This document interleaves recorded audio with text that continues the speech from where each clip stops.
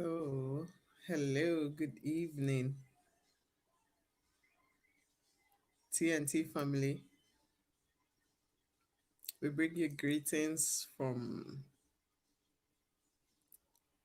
my end here. Sunshine in the rain. Minister Derek, today it's a little bit,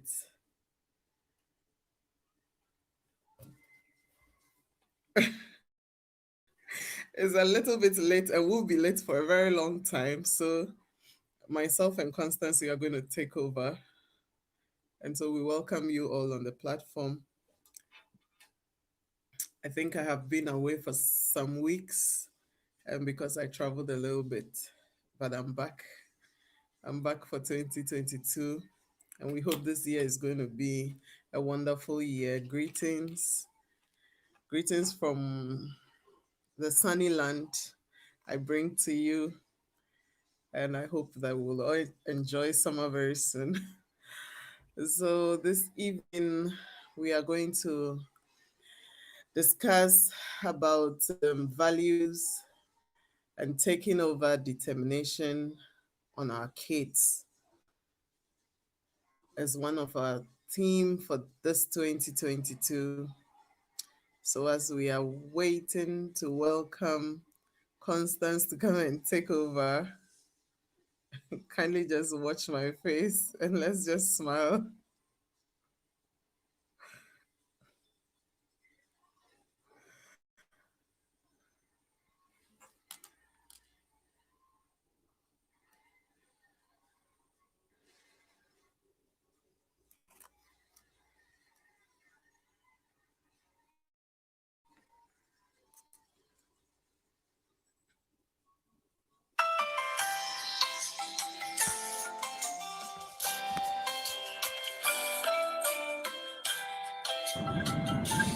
Hello.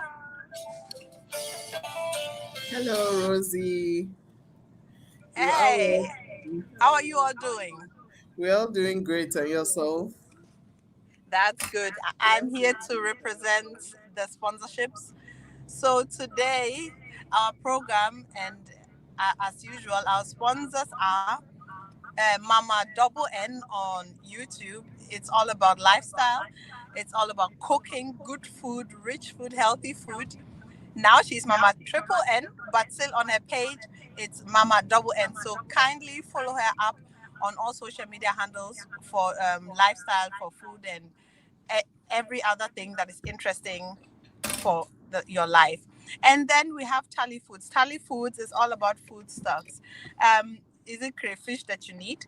Is it curry powder that you need? Is it no spices that you need? She got everything. No, she got it. I am a living testimony to it. So please contact our sister Tally and Tally Foods to get all your foodstuffs that you need. Then we have also Gigi Bands. Yes, this is our beautiful sister behind this beautiful brand, Gigi Bands. It's all about beautiful decor. Gigi Bands, tell us a bit about your beautiful decors. Oh, thank you. Well, my bottle wrap came. The idea just came just like that from recycling, turning recycling into very beautiful decors. I just use empty bottles. I make beautiful wraps out of them from different colors, how decorating them how you wish. You can use it for your rooms, your sitting rooms, your windows, wherever you feel like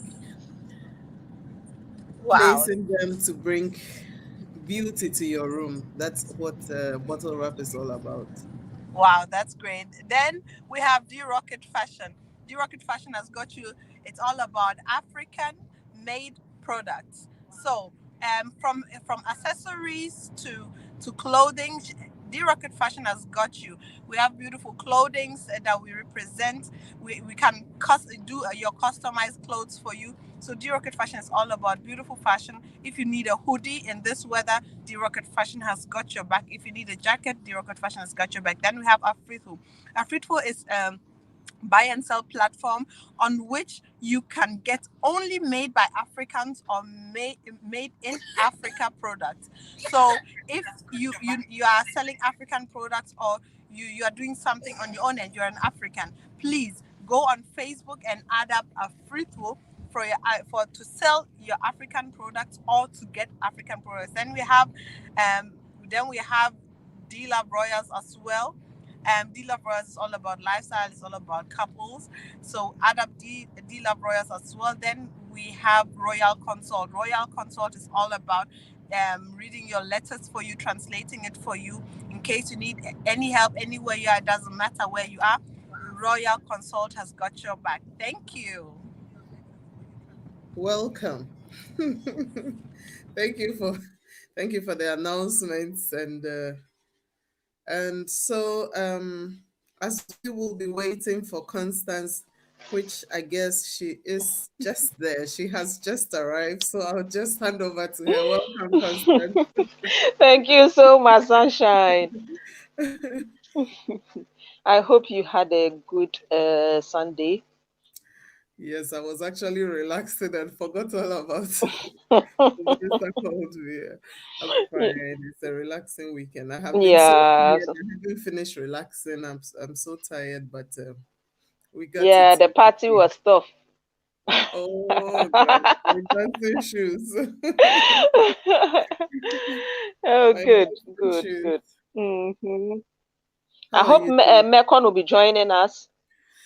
I'm not too informed about that. Oh, okay, okay, Mm, okay. yeah. So Well, I guess then we will. it's a girls affair today. You see. How All about right. you? Oh, it's been a good day. I think I was just going up and down. Had some few things to do, so I came in just about 10 minutes ago, and I had to Oh God. rush off a little. I was like, well, when it's Okay. TNT, we don't have to disappoint, so we have to be here. You see. So just all the way. Yes, yes. Okay. So you take over then. Yeah. So concerning today's topic, um, I think that last week we talked about values. We talked on various aspects of our values, especially we being Africans in diaspora. What sort of values are we inputting on ourselves? Are we practicing what we know? Have we lost sight of our values, the real values as an African? Have we lost our value, or this is the time to really take over?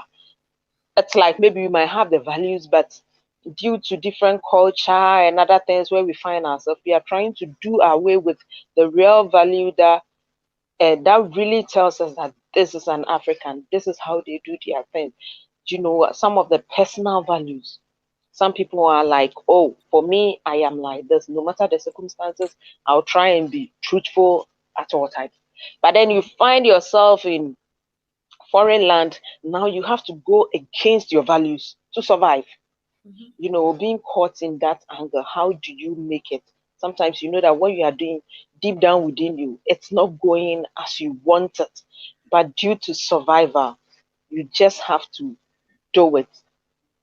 You see, so, Yeah. so, so sometimes the values that we uphold, that is what we said that this 2022 we are not going to slack. I mean, we should take over the values that has been instilled in us. We should take over. We should be empowered. We should the things that really defines us, of whatever you think you can do to move forward. This year we are not going. We've always been procrastination. We've been writing down our resolution for the year, and by March, first March, all the resolution, everything is out. Between January and March, where you wrote a tall list, but you are not really doing as you want to do. So we decided that this year we are going to empower ourselves. We are going to take over in every aspect of our lives that we think we really need that kind of value in our lives. Yeah. Oh, okay. So are we mainly talking about the topic is going to be the values concerning us all over or with our kids more? Yeah, I think today we are going to focus on our kids, here, be it in back home in Africa, being in Europe or wherever you find ourselves, the sort of values that we have to impart on our kids. Nowadays, because of this computer age technology, when we were kids and growing up, you can tell that there is a vast difference now. The things that we used to know, the way we used to respect elders, things that we were taught as an African child. Growing up, you like children of today is the other way around. Last time I saw somebody, it was like somebody made a quote that gone were the days when children respect their parents, but now parents rather respect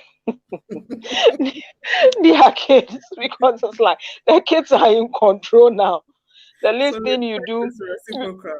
yeah, now the trend has changed, you see. So it's Yeah. something that we'll talk about it today as African people or people of Mm. African descent. What values are we instilling in our kids? Yeah. Since we are all young mothers, Mhm. we haven't been parents before, but we are trying our best. Looking back on how we were raised, I mean, if you're raised a good child, by now you should know you were raised a good child, and Mhm. you would try to impose some of the things that you learn from your parents or saw from your environment when you're growing up, Yeah, into your children or into your home too. I believe Africa has the best training in the whole world. yeah, Or yeah, you yeah, yeah. understand? There is really no moment where you can really sit down and think back and say, ah, my mom or my dad really spoiled us. It doesn't normally come out from Yeah. an African. Yeah, so most of these things we try to um train our kids with it right from the beginning, right from the one you come around, when you are crying like a baby is crying, and then just with every little cry you go pick up the child, and no, no, no, you will just leave the child to cry a little bit, Mhm. so that child will see that, hey, we are not joking on this planet. You better stop the cry. You better stop the crying and be steady. So, with much or less time, the child will learn to know certain things, and as they grow and start walking and start kindergarten and all that, we train them alongside. I think what we do as Africans is that we don't always give our children what they always want, um, right from the onset. We Mhm. make them to know that it takes time or patience to get what you are asking from your parents, unlike maybe the Europeans, when their children don't even need, they are buying, their Mhm. children don't even ask and they are getting it, you understand. But as an African child, you would ask and you will have to learn how to have patience to get what you are looking for from your parents, you Mm. understand. Yeah. And those things these children grow up with, to know that everything in life doesn't come on a silver plate, on Yeah. a silver platter, but with everything that you need, you have to work hard towards it. When the child is going to school and is not really performing well in school, there are certain things that you would, um, what do you call it? There are certain things that you would hold on a bit, hold back from the child. Maybe if it's a birthday wish, Mhm. you would say, if this is your wish, then your next results should be better so that you can have it. Otherwise, you would not get it. You understand? Yeah. I don't think this is some kind of punishment, but these are all values we placing on our children so that they can know and better their lives, even though we are in a land where we would say milk and honey flows. Even if you don't have house building whatsoever, you will still survive. Unlike back home, even people have university, what do you call it, degrees, and they are still Mhm. sitting down at home, not knowing their left from their Yeah. right at even age 30 and above. It's really saddening. But we as Africans still pursue to train our children that even if there is milk and honey, you still have to work hard, you still have to fight, because it might not be there tomorrow. Nobody knows, the Yeah. world is changing so fast. What if the table turns around?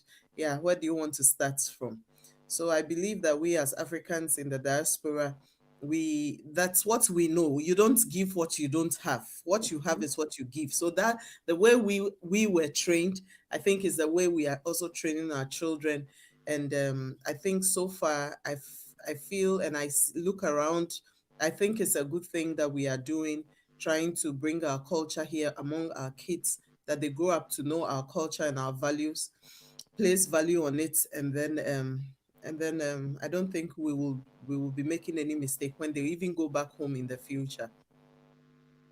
But I don't see a lot of our black folks train their kids how, like, as we put it, the African way.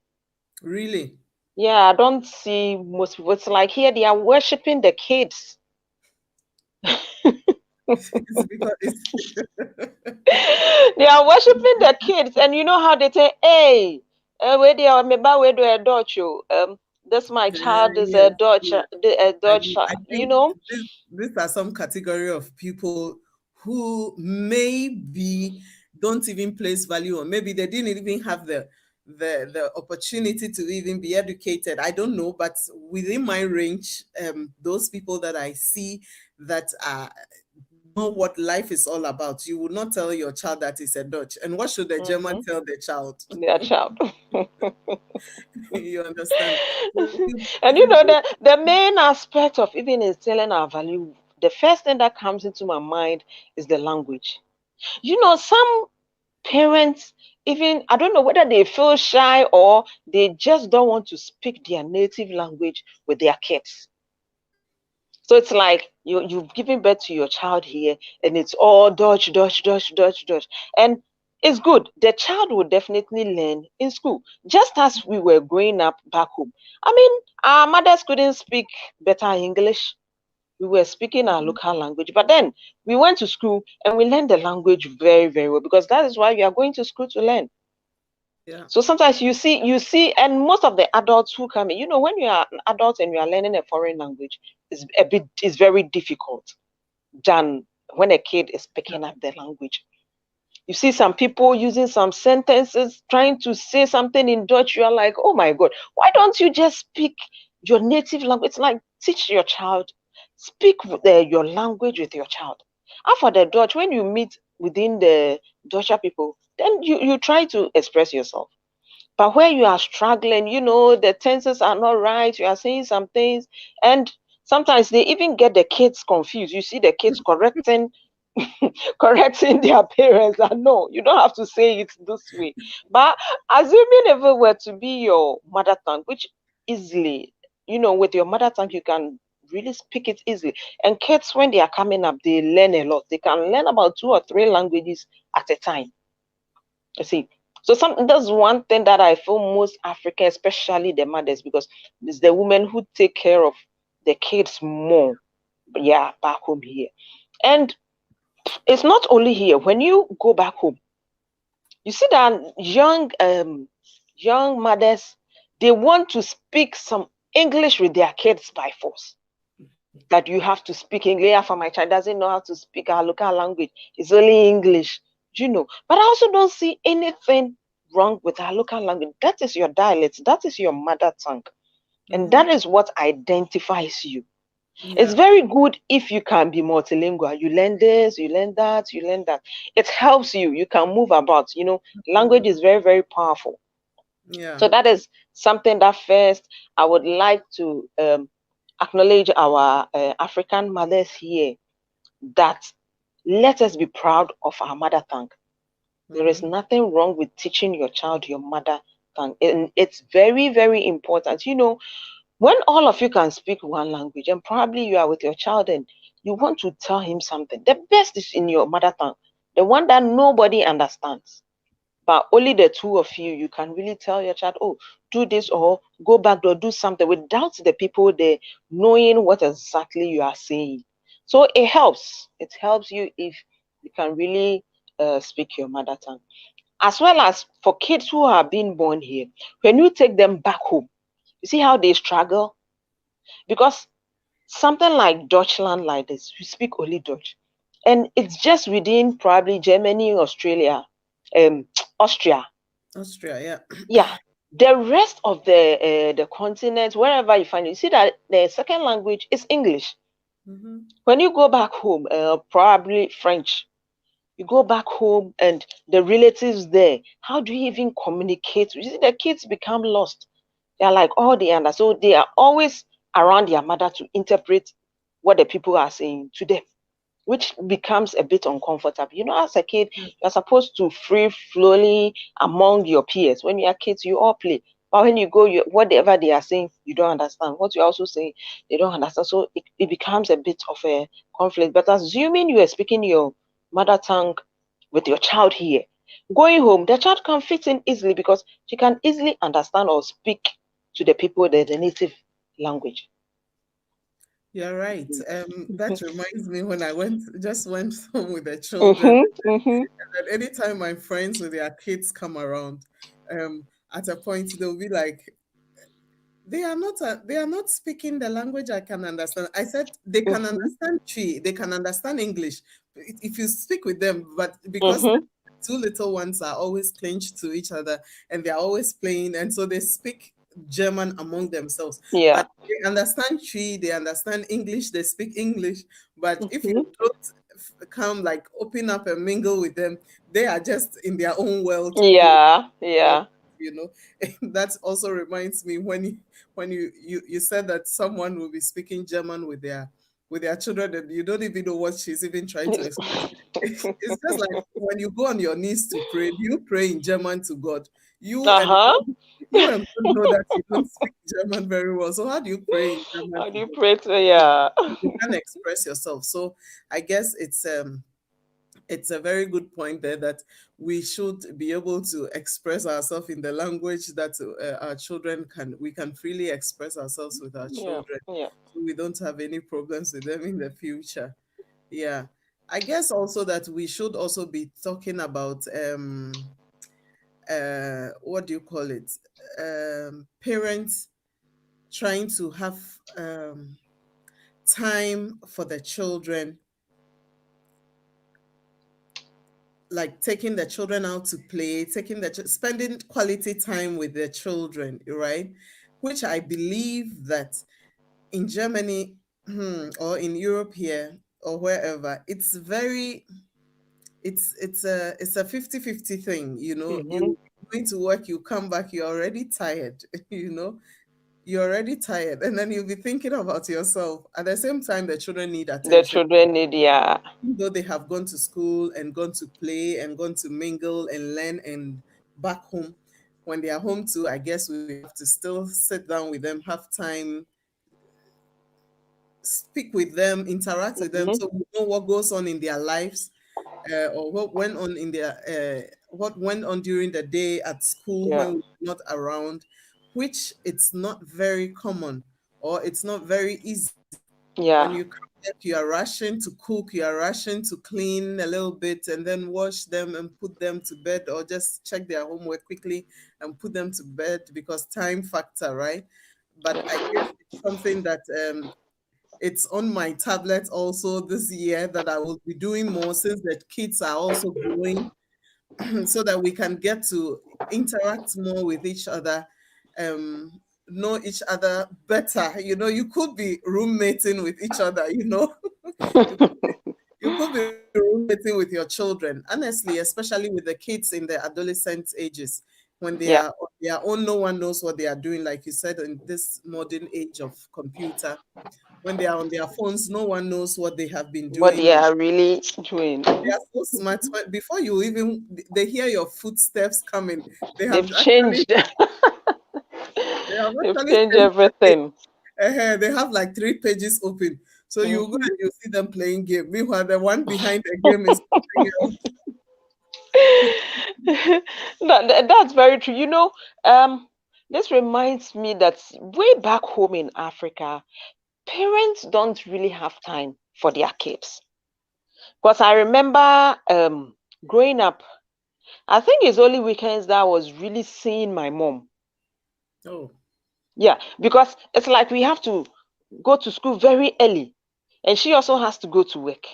So it's like you wake up, myself, I prepare my kid sister, and then with my big brother, we know how to, I mean, get ready by ourselves. So, and because of traffic, it's like she has already left.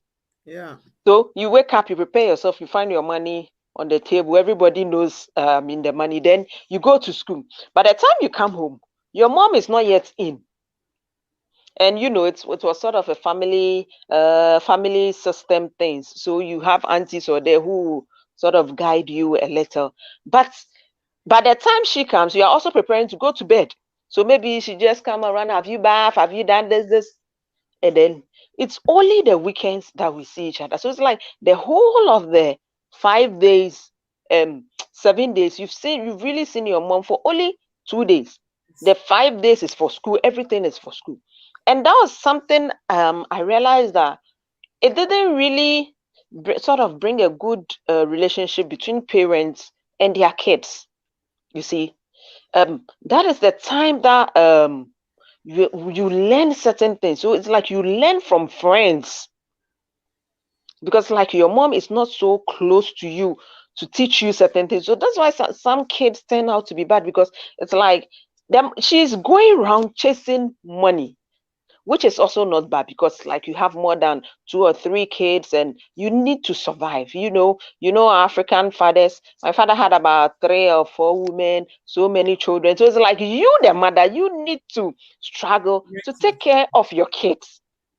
And so due to that, it's like when we also grew up, you are like, okay, my kids first, my kids first. You are searching for money. And in Europe here, the living is not like that. Here, children are valued.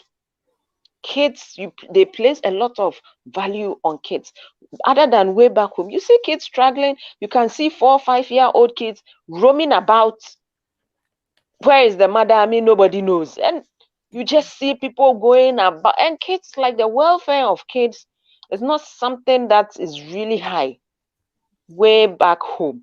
And it's like when we travel and, well, you have kids, this is the system now. I think it brings a little bit of a sort of conflict, because it's like all you know is that you need to get money, you need to chase after money, you have to go to work, the system here, and the kids also need attention. Mm-hmm. Yeah.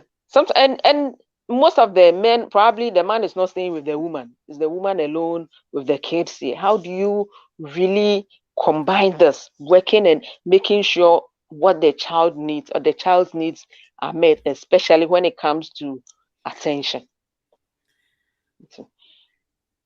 it's it's a very very sensitive topic.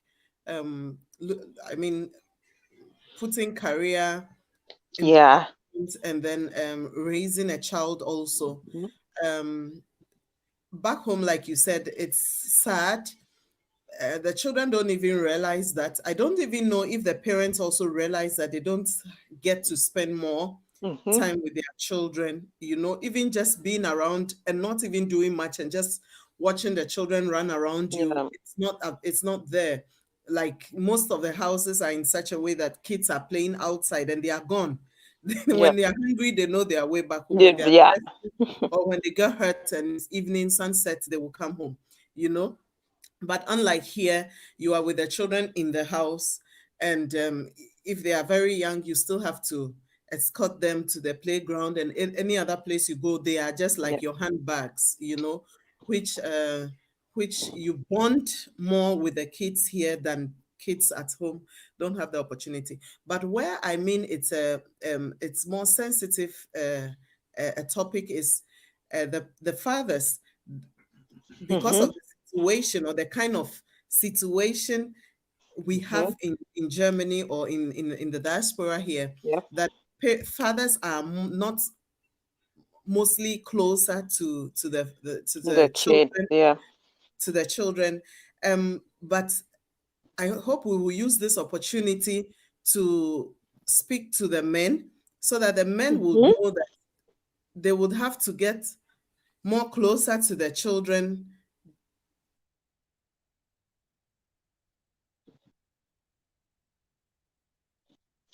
That if you listen to my Sorry. Sorry, I'm sorry. So that the fathers must know that they have to also spend much time. You know, when we are talking of values on our kids, Yeah. kids have what they are learning from their mothers, and as much at the same time, they have what they are learning from their fathers. You Yeah. don't need to speak with them. You don't need to sit down and teach them, but your Yeah. presence around, it's something genetical. It's something automatic. They pick it. Mhm. That Yeah. is why there is the father role and there is the mother role. Yeah. Here is the case that when the men are not in good terms with a woman, or they are not staying together, all they know is to come around, maybe just to come and walk Cause around confusion. and go, but forgetting that they have a role to Mm-hmm. play in the Yeah. children's Yeah. life. That being around your child, whether the mother is annoying or the mother is not annoying, spending quality time builds your child's self-esteem. Yeah. Most children are growing up and they don't have self-esteem. They are having some kind of inferiority complex because they have lacked certain things. Maybe boy child, but I hear girl children cling more to their fathers. I don't know Mm-hmm. what they learn in that aspect, but maybe they Mm-hmm. also learn how to relate with men more. You Yeah. understand how to relate with boys, like, you know, they learn something which the eye doesn't just see, but it's part of the growing system in our lives. So if this platform is going to be, it's going to go far, and the men on the platform are listening, they should make it a point that they are not doing anything for the women. The women are not, they are also living their lives, they're even grown already, you understand, but you must know that you are spending this time with your children because you need to place a value on this child as your responsibility, which you owe allegiance to.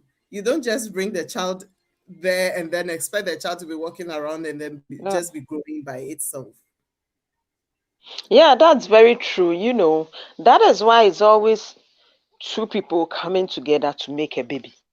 If it were left with women to make on, we just have a few women who go in for um probably IVF with an unknown sperm that, oh, I want to have the baby by myself. I don't need a man in my life. But that is just a few people. Majority of the people, there is that kind of copulation between a man and a wife, and a child comes through. And when a child comes through, as we always put it, kids are innocent. They didn't ask you to give birth to them, but it's your responsibility to train them well, to take good care of them. You see, once you realize you have a baby coming, especially the man, you are not just the head. Oh, it's a big responsibility, being the head of a home. You know, when you have a father figure in the house, you see that there is always a difference. Kids naturally are afraid of men because men, when they are punishing, they don't do it with feelings. They just do it because, hey, I'm a man. They don't understand certain things. For women, we punish, but it's like, even though you are punishing your child, you are still hurting. It's like it's paining you. Hey, your child is crying, because of the bond, going through pregnancy, seeing your child grow, and it's like you love your child, but you also need to discipline your child at the same time.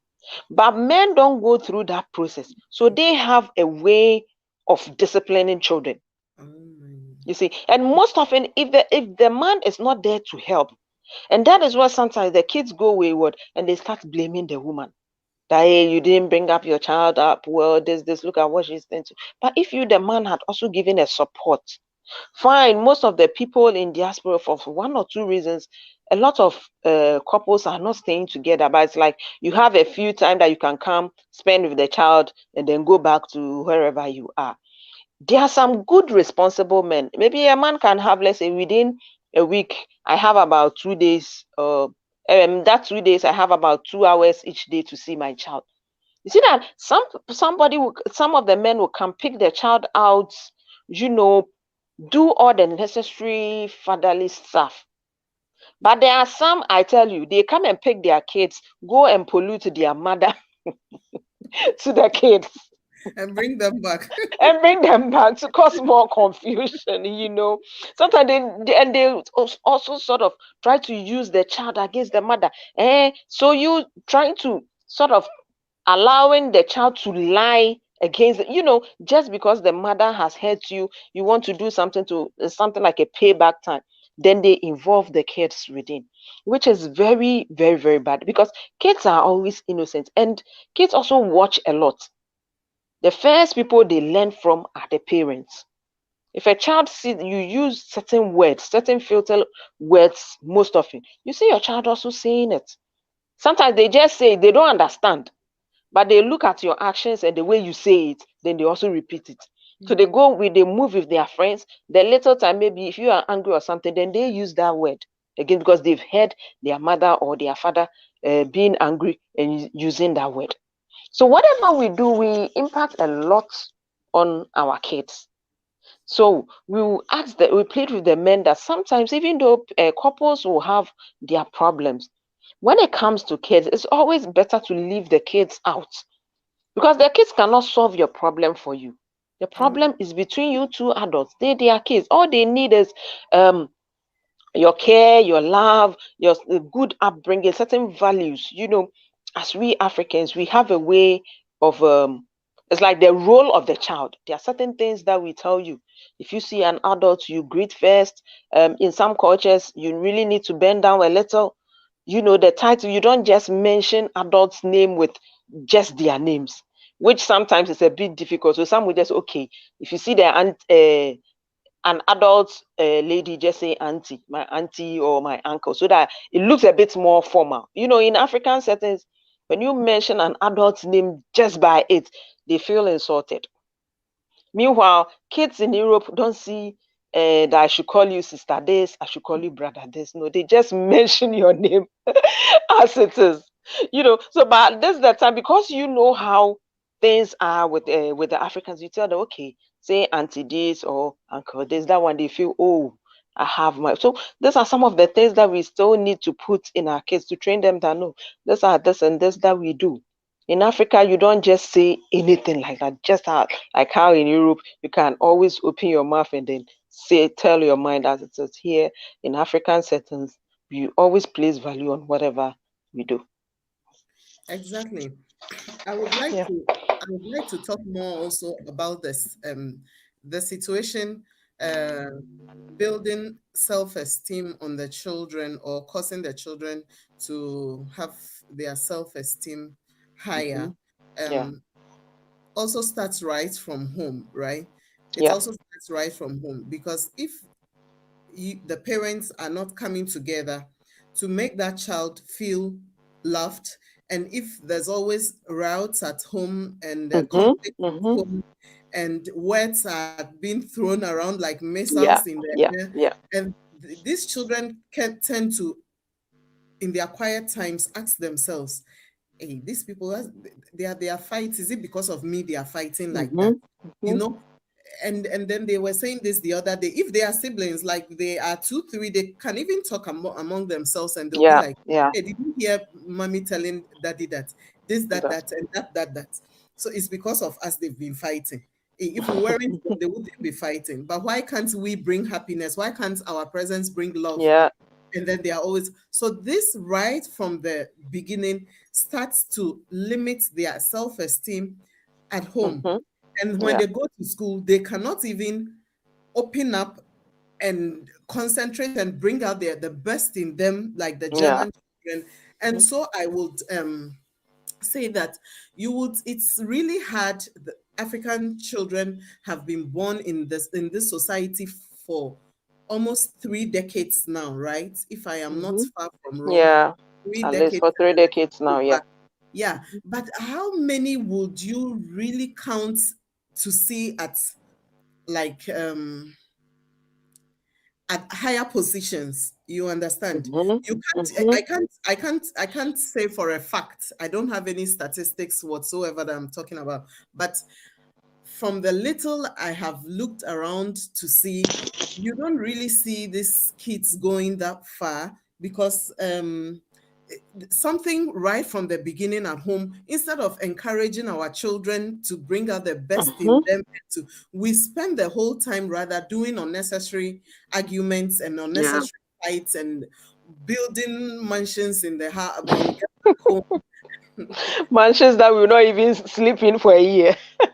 You see, wasting, yes, and you grow up and you realize that most of the time has been wasted Yeah. on things that were not really necessary to have attended to, and then the children becomes something that we can't really point out where the problem really started from.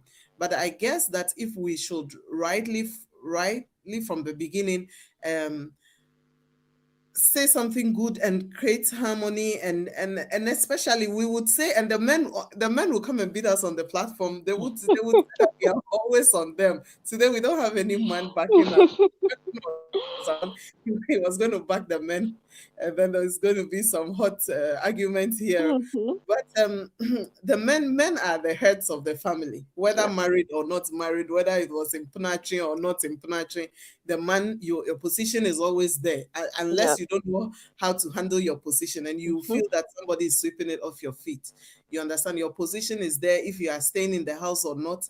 When you come, you have to, it's, you command it. You Yeah. don't demand it. It has to be automatically there when you step home, whether you stay with a woman or you don't stay with a woman. Let your values be set straight at Yeah. home, so that all these things can fall into places. Yeah. That's very true. So that That's all these very things, true. who was trying to join right now? Are you able to read comments? Because I I am. think I'm seeing it popping up once in a while. Oh, okay. Mm. So that these Some children. people were saying good evening, but I see TNT saying how can that happen? But I don't know which question is Oh, to that. okay. Yeah. So that these our children should grow up with this self-esteem and not have this inferiority complex that they cannot also go thrive through, when Yeah. they are older, and then the society, we can also be part and mingle in the society and not just be at the shallow spot of everything. And then some people, like even here in Hamburg, some people will even be dragging cleaning with their parents. You You understand? see, you All see, because and this and, and I, children. I I think because just as you brought this one about building our self-esteem, it's very true because it's like where we are coming from. Especially most Ghanaians that I know, they are like, oh, the system is like it favors the kids. It's the system has been is such that it's to the benefit of the kids. Once they are growing, it's like so. If they are not even able to get to university level, there is something for them to do, and it looks like we are content just with that. Even us building, some kids will start their house building, and it's like the mother or probably the parent doesn't even know what the child is doing. Oh, all I hear is house building, house building. You are doing it like the mother doesn't even know what exactly the child is doing. Oh, this my child is in gymnasium. This my child is in exam or whatever. All they see is they go and come. They go and come. Even helping the kids back home with their schoolwork, it's always a problem. So it's like if we don't avail ourselves for our kids, that is where when they are not performing well at school, the system will tell you that be due to your performance, this is where you should go. So it's like the system is directing how the child should move instead of you, the parents, being the main spearheader in the child's life. Oh, I think looking at your qualities, if you do this, you can, but it's like we just leave it like that. Go and do husband, go and do how many blacks can we say that they grew up here, they ended up in the university? Mostly it's those that probably they started back home and then they come to continue here. But the real people who were being born here, most of about I don't know, just a few who are able to make it to the universities. You go to the bigger companies, hardly would you see them at certain positions. I think I went to one hospital in Düsseldorf here, one of the big hospitals, the St. Marian Hospital, and the top three doctors who are managing the hospital, there was one Ghanaian. It's always, most of the hospitals, they have that poster on top there. When you go to the administration, you see that the main people in charge of the hospitals. So I saw one, Joseph Kakari, and I was like, wow, this is a Ghanaian.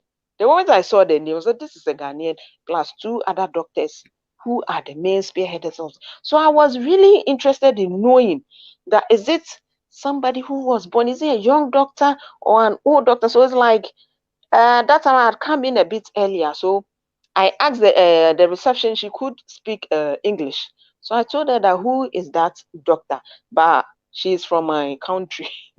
So it's like, oh, really? Dr. Kari. I said, oh, yeah. We know him. He's very good. And he started saying, oh, that's good. So I wanted to say that, oh, he's my family member. I know him. It's like, I really wanted to meet him and ask him just a few things. But unfortunately, he was not there at that time. So I was like, okay, next time when I come around, probably I'll try. But it's just that I couldn't go there again. I just went in for a few consultation. But I was so impressed because it's not easy. Most of to find somebody at the very top position here in Germany, it's not that easy. So I wanted to see what is the determining factor. Is it the one who really studied back home, came here to upgrade and sort of maybe did well and continued here? Or is he somebody who started from here and has gone through the ladder, done all the medicine to reach this top level? You see, but unfortunately, I couldn't get. But I was so proud that, oh, at least I have my countryman among the top three, the Russian and one German. They were the main people there handling the hospital. So it's like, if we African parents, if we do very well, we can also build the self-esteem of our kids. It's not easy surviving on foreign land. A lot of odds are against us. The main thing is even our skin color. The moment you are there with the white kids, look at how they portray you. If your child is not strong enough, how would the child even survive within that environment where there are other nationals? But the moment they see the black, you are determined, hey, that's the black kid. As if it's a crime to be black. But then we really need to toughen our skin, impart that into our kids, that this is the level. Even if you, the mother, you couldn't get there, if you, the father, you couldn't get there, the child, this is the level you'll be proud that the child will take to.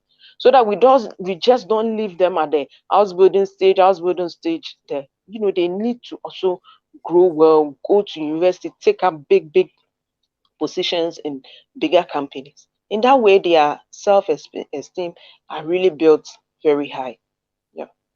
Yes, I think when we talk of the universities, I think we the parents should also be able to be willing and be stronger enough to to push harder. Um, Maybe we should also go extra miles to look for extra studies for, like in Africa, a lot of parents are paying so much to push Yeah. their children through school, which I think here, I think we are not doing that much. We are not doing much here. We are not even, spend extra money on the child to even, if my father, if you need to, your head needs to be open for the mat to enter, he would do his Mm-hmm. best. You understand? But here, then we'll be like, here is the end of, if you cannot go to university, you you understand? And so we will just relax and allow it to be that way. But I think that if we parents are also looking like outside, if it's not possible here for the child to go to university, the the child finishes the 12th grade whatsoever, the child can also go back home to university, or even go to Mm-hmm. to another country if it's possible, Yeah. to do something, if the opportunity is not given here in Germany.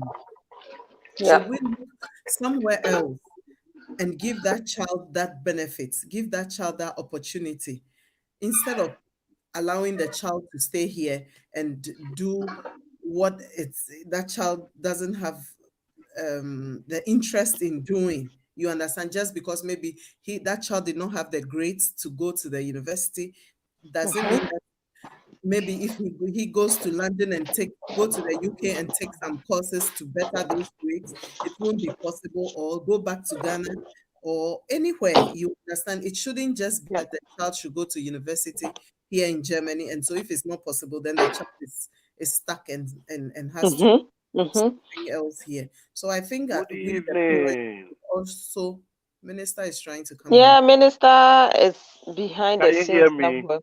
Yeah, we can hear you. Oh, okay. I'm very sorry. I couldn't make it today, or I might be making it later. Okay. My kids are a little bit sick, so we are at the hospital. But I'm enjoying the program, and I think I'll stay behind the how do you call it, the studio. But I want to say one or two things. You Okay. know, when it comes to building up the self-esteem thing, uh, like you all said, and rightfully said, it starts from home, right? But at the end of the day, it starts with some little things. Some of these little things happens to be if I take my kids outside to play, when they do a very little thing that to you, the adult, it is very small, but to that kid, it is something big.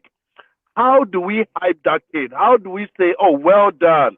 How do we say, oh, you are making it? Because building the self esteem is, letting the child know that I can make it. And I know with this, with that, with all this. So before that child even gets into school or enters into school or kindergarten or whatever, the child knows that number one, I have my parents that are backing me, they love me so much, and I can make it. You know, my son will always be like, "Oh, daddy, I couldn't do it. I can't do it." And I'll be like, "Never say you can't do it. You can always do it. It's just difficult right now. Later on, you will do it very simple." So anytime he tries that, he say, "Oh, I can do it, Papa. It's just difficult right now."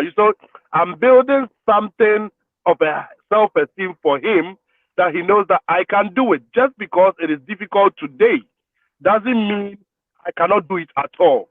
And I think these are some of the little drops of water that will make a mighty ocean one day, so that when the child gets to a point or in a time in life, will be like, oh, Mama, you want me to become a doctor, but I think I am good in math, so I would like to do this. Oh, you want me to do? You see, that thing Mm-hmm. starts at home in Yeah, Africa, because in Africa we don't have the chance to tell your mom or your dad, this is what I want to I do, want to because do. we have Yeah. killed the self-esteem already. You see, so when the self-esteem is built, your child is always free to tell you their opinion, and you are allowed to correct. You are not allowed to tell the child what to do, but you are allowed to correct the child and direct him. Oh, I think, yeah, you are right, but this one took a help. What do you think? So this is exactly what, let me say, the white folks do. That help their kids very much. That whatever they try to put their hands on, they fulfill their aims. Right. So I love that part, but I just wanted to add this one in that sometimes we jump from the class one and we enter class seven. Now that the child has lost all the self esteem from class one, class two, class Mm-hmm. three, Mm-hmm. class seven, no, you want to show the child, oh, you can make it. The child has lost it because he has been bullied, he has been called nigger, he has fallen and crying that he can't do it, and everything is, sorry to use the word, messed up already. So now that you are building, it becomes a different work altogether. You see, so I think that we should start, the African homes at least, we should start building that confidence from the childhood, and, pushing the kid and telling him, hey, you can do it. You are the best. You were born to make it. You are strong. Thank you very much. Well, Yeah, thank you so much, Minister. Mhm. thank Thank you you for for your joining. contribution. Yeah. Can Yeah, you hear? so I think we'll still talk a little bit about the self-esteem, which is very, very important because just as I said earlier on, by virtue of our skin color, it diminishes us a lot. But then if we have now the black, like we blacks are really coming up. Gone were those times when we were really always behind the scene. But now the things that the black folks we are doing, and it all starts with us in our homes, how you encourage your child that no, even though you are black, You do not have a black sense, as we put it, black man with black sense. No way. It's like you are very useful, you are very powerful, your mind is very this. What you can, when we instill those things in our kids, wherever they go, they feel proud. Yeah, and it's like they can really fit in. So when you're a kid and you see your mom or probably your dad backing you when you are doing a program and you see your mom within the crowd being happy, maybe you might make a mistake, but the moment you see your mother or your father, it's like you get a sort of a renewed energy. Mm-hmm. Yeah, you're like, oh, my mom is into, she's encouraging me. Our kids who like doing sports, let's say sports, when they go for competitions and you see that your child is a bit behind, but the moment you go to encourage the person, you go to your child, you did well, next time go the extra mile doing it, other than going there and sort of rubbing in the face, what did you do, all that I taught you couldn't, you start from the negative side. Your child is already broken heart. It's like, oh, even my parents don't have sort of confidence in me. The letter I did, they are not even satisfied with it. But you see, you go there and say, yes, you're a champ. You can do it. You can do it. It gives sort of a renewed energy. Yeah. So I think that's what we can really do to build our self-esteem. For most Africans, we like to sort of throw more light on the negative than the positive. You can do all the good things, just do one wrong thing. Hey, the way they will lambast you on that kind of one wrong you have done, it looks like then you feel so like, all the good that you've done, all has been cancelled by the one bad thing that you've done. You see, and this is also not so good.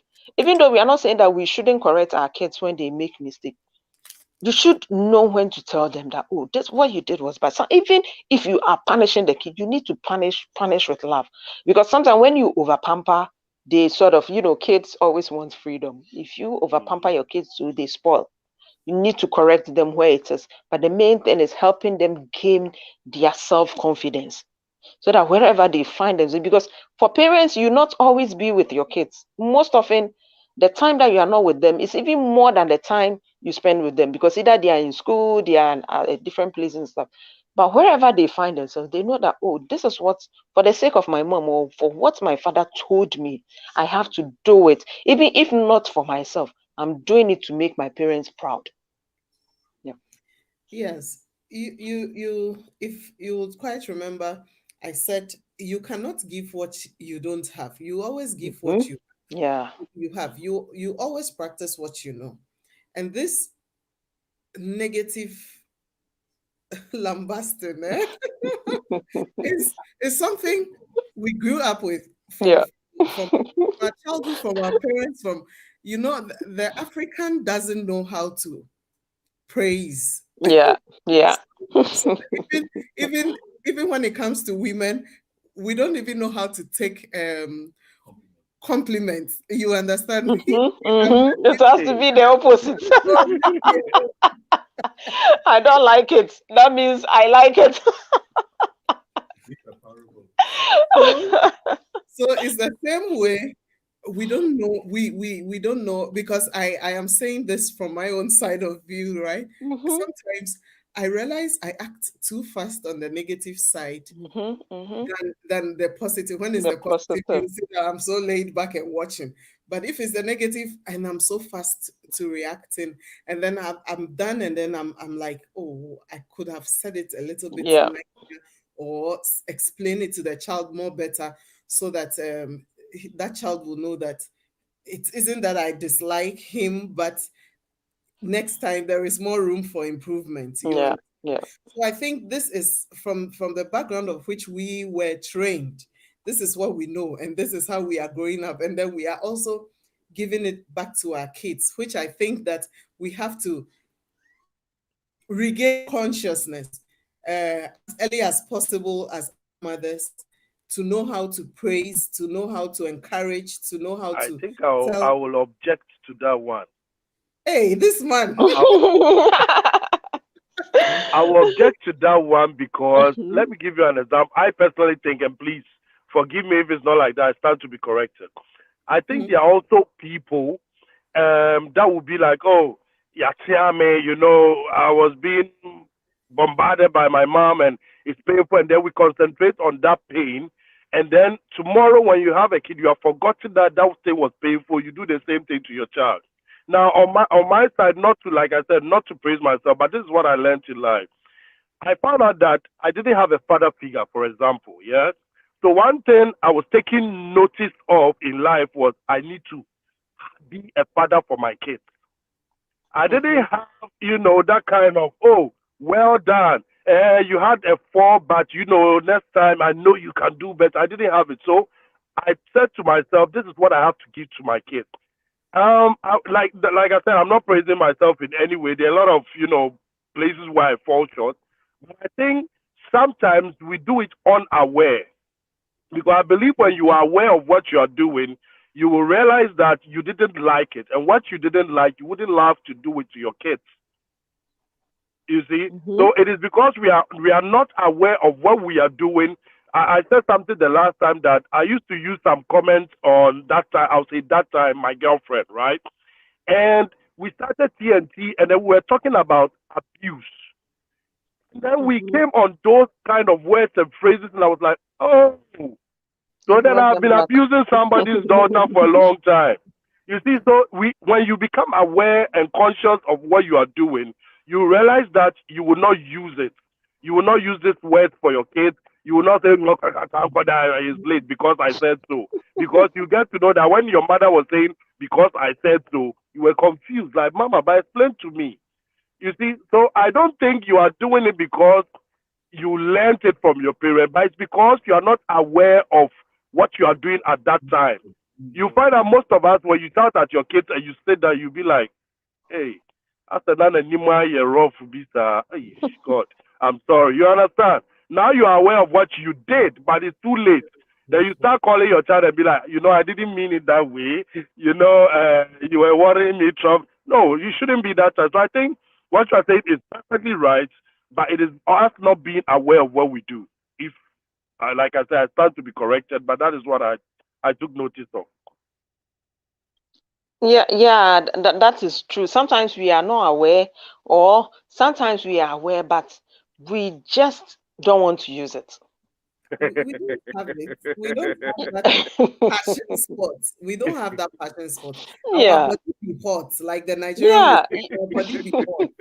You understand? The African Sometimes you can't blame us too much. It's like when you have lived through something for so long, it becomes sort of part of you. And the people we learn from the most are our parents.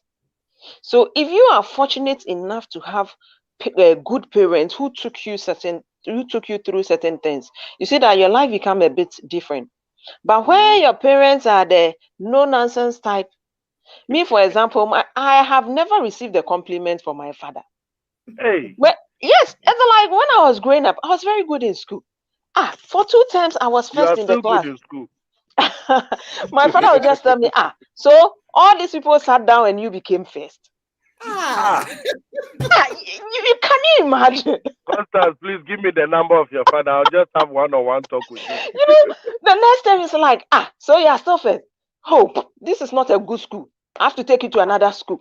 And I was like, look at my results. So I have that kind of father, the day, I don't know when he will even be satisfied with maybe the kids' performance, whether he says it behind our back, or because he's the type who always make you, he wants you to go the extra mile, but he wouldn't appreciate the little you have done. It's like, you've done, this one, you didn't even get 100 over 100. You had 90 over 100 and you are rejoicing. And I tell him, so what about the one who was last? If you ask to say, don't think about that one. Think of you getting 100. So it's like he's always putting you on the spot. That no, you can't even go out and play because it's like, no, you have to learn. It's like he has set a target for you. That kind of military style. So it's like the moment you are out, he's not there, you feel a big relief that, this man is not around. You see, so sometimes I pick certain things, I'm like, no, I wouldn't go take my children through that kind of thing.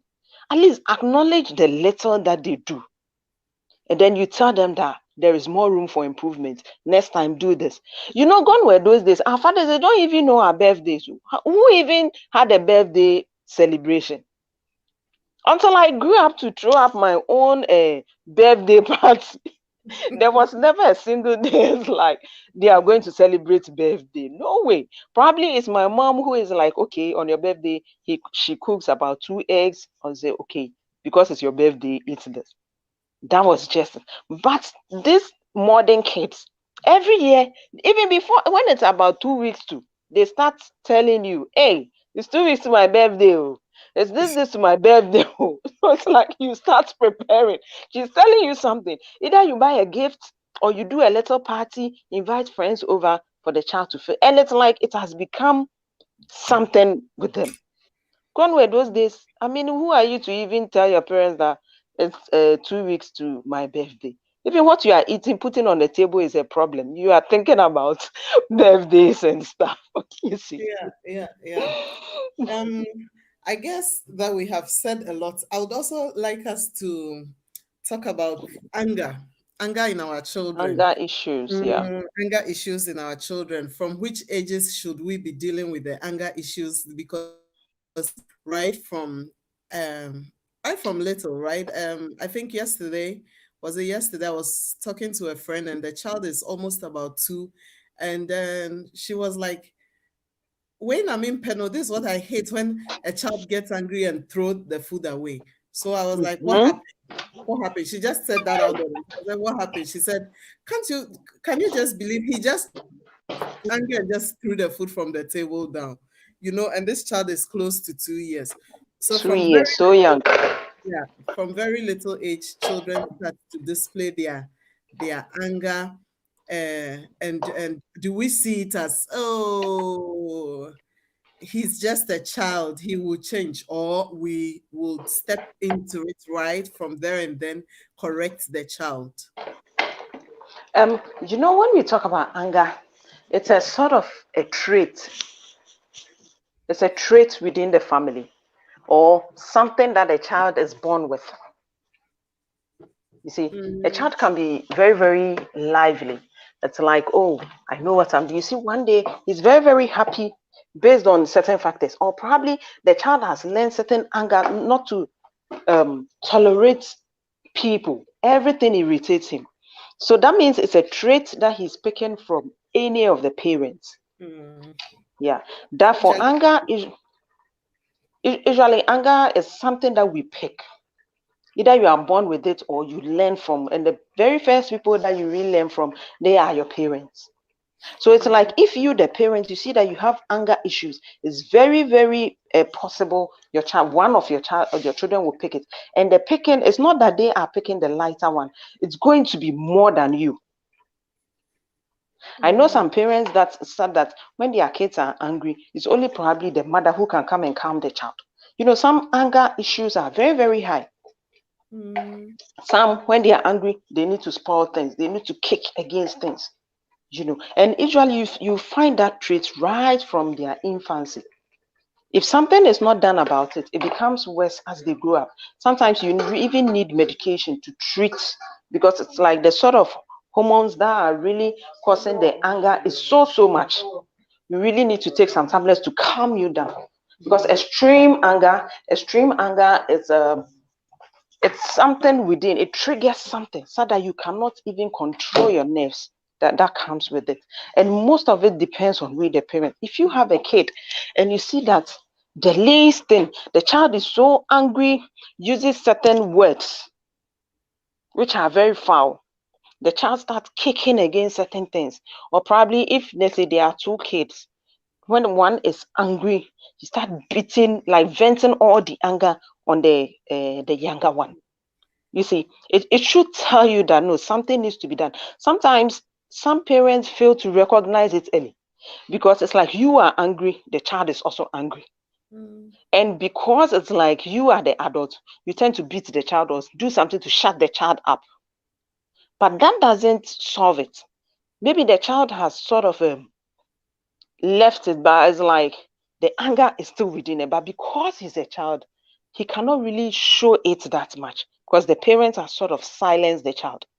But that trait is still there. He's just waiting for the right the right time. Then he will just vent his anger on probably his colleagues or children who are a bit lower than him. Be doing messing up all that. So anger, it's a big issue when it comes to that, because we have levels of anger. Somebody can be angry. You shout on the child, "Hey, stop!" Then he will stop, and the next thing you are seeing, they are playing. But some kids will be angry. And it's like, no, it just doesn't end there. You, the parents, need to apologize to the child before she is calm. You see, it's like the child has done wrong. She's so angry. This. You, the parents, you are now apologizing. There was this video that went viral. There was this small little boy, like 4 years, cracking the parents, using a hammer to crack their LED TV.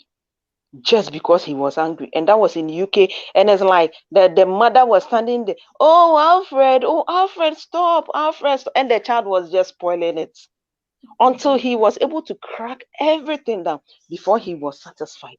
And most people were like, you are lucky it's abroad. If you were to be in Africa, you even get you wouldn't even get the hammer to go and even crack that thing. Let the hammer and knock your head. Oh my God! In fact, what would do to you?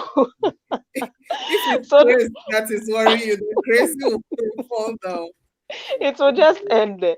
So when there's certain extreme angers that when your child is young, you really need to monitor the child very well. Otherwise, it will get to the stage where it becomes so bad. Because anger, the more you get angry, there are certain hormones that you are triggering. It's becoming more and more. So the least thing you are angry, even something that you are supposed to laugh about, it irritates you. You see, so you find yourself among your peers, everything they do, you have a problem with it. Every time you have a problem with somebody, because the moment that thing is not going your way, you become angry. So when we see those traits, we are supposed to tackle it right from the beginning, either to correct the child. There are various ways of correcting kids, but mostly it's by talking to them. When a child is young, it's angry. "Oh, don't do this. I'll give you this, or I'll do that." Sometimes it's not bad if you should spank your child, because you are supposed to spare the rod and spoil the child. So you can use the cane. For me, but we don't use cane to hit the child. Just use it. "Hey, if you don't stop this," something to threaten. Every child, when you see the cane, is like, "Hey, then I won't do it." So something that you do to sort of tell the child that what you are doing is wrong. But where we just leave them, "Hey, this boy is angry. Oh, the food is not prepared on time and he's angry." By the time you come to put the food in front of the child, he used the leg to push it away. It should tell you right then and then that your child has anger issues. You need to sort it out very, very fast before he grows, because the more you are growing, the brain is growing. So what is even logical to the child is like, no, me, once I want it my way, everything has to be my way. What other people say, he's angry about it. So the earlier we tackle it, the better than waiting for the child to grow where you cannot do anything about it. Yes. And I guess I would add a little to it. I think to situations where it becomes extreme, I think even if the child visits kindergarten, some parents take their children late to kindergarten from 3 years, but others who are working mothers or have the opportunity to do that take the child before 3 years. So if the child is in kindergarten, I guess it's I think it wise that you would also tell because they have this pedagogische whatever there, which they will deal with the child one-on-one, how to balance this anger hormone, whether it's a hormone or a DNA, I don't know what it is. So it's better that we also tell the authorities, like if it's a school, so that he also be helping you alongside, because I think sometimes parents, we have so much on our heads that the next thing is we just will lift our hand, you understand? Which most of the time that is not really the solution to the problem. Now, when it comes to kids who know how to get angry, go run into their room and shut the door. A friend of mine will tell you, just remove the door from there. Remove the door and go and give it in the basement. Yeah, you will see that that child is not changing. The door should be in the basement. So if he likes, every other door should be removed. Moved. Most of them will just get angry and then go to their room and slam the door. Yeah. Lock the door. So until that child calms down, nobody is supposed to enter the room. Like, which door did you buy, or which door did you fix? So it's better. So sometimes we are also to challenge them to bring to know that there is an authority greater than them. Yeah. And then also seek for help at the right places to deal with these children, because I guess some angry kids are really extreme, very extreme. They can really go as far as destroying, so even hurting their little ones. They still hurt their little ones just because they are angry. And for other reasons, you don't even know what it is. But I hope that we don't encounter such angry kids in our homes. I think there is a comment here from Philemon Azundo. He said, "It's true. I never received any compliment from my parents. One is likely to pass it to the next generation, so that's what the parents are facing." And he also says, "Anger is with DNA." You're right. Yeah. Yeah. When it comes to certain extreme anger, it's really passed on from one generation to the other. Maybe one of your great grandparents, or probably your own father. There are some fathers, when they are so angry, they extend it to everybody in the house. Father is angry with mom, so my father. Once father is angry, everybody must run away. Yes. You will all get your portion. So it's like, when you do that, definitely one of your kids, or if you don't even take time, all of your kids will inherit that trait from you. You see, and it's like they also going to other people, also sort of inflicting the same thing on them, because that is what they are experiencing at home. It's just like a young boy who sees the father beating the mother always. He thinks that is the right way for teaching a woman to be obedient. So he also grows up sort of punching every lady he thinks he have like he's having a relationship with. So I need to beat you. That's what shows that I love you. So it's something that it's really a trait. If you don't handle it very, very well, it might cost you in future. Yes, I also agree to that. A lot of the things we do at home, that's why they said charity begins at home. A lot of the things that most men and women are demonstrating around today, it all began from the homes which they are coming from. Yeah. Most of the things, men abusing women, women abusing respect, because if you grew up in a home where you saw your father respecting your mother, and likewise your mother respecting, how possible is it that you will grow up and become disrespectful? Yeah, that's very true. Or your father manhandling your mom. Or there are women also that are really wild at home. Yeah, it's true. So and then you see that they start practicing it among the siblings, and then when they are exposed to go out, they start practicing it among friends, and they grow up to become fathers also and mothers also in their own relationships and all that, practicing the whole thing. So like they say, charity begins at home. Let us try. It's some harm may have been caused, but it's never too late to rectify some faults and mistakes. Let us try to make harmonious homes. Like when it's all the discussions we are having all fall back onto what is it so difficult that a woman you choose to have children with, you can't just peacefully love her and live with her peacefully. Like I would always say, it's like a root of a victory, the foundation. This is where it starts, because if there is no peace and if there is peace and love and harmony in the house, some of these mistakes wouldn't be made for us to be sitting here and be discussing. Yeah. All hands are not equal. Definitely, there will be little issues. You understand? But we should try to be reasonable as adults enough to know that children are in the house. let us try to demonstrate good values so that these children will also grow up. We don't need to stress ourselves, maybe sending your children to pastors and for them to pray for them, and sending your children for pastors to talk to them. These pastors are also having their own Their headache. own problems, yeah. Understand, virtually, because they sat down the whole time reading the Bible and not also doing their homework. You understand?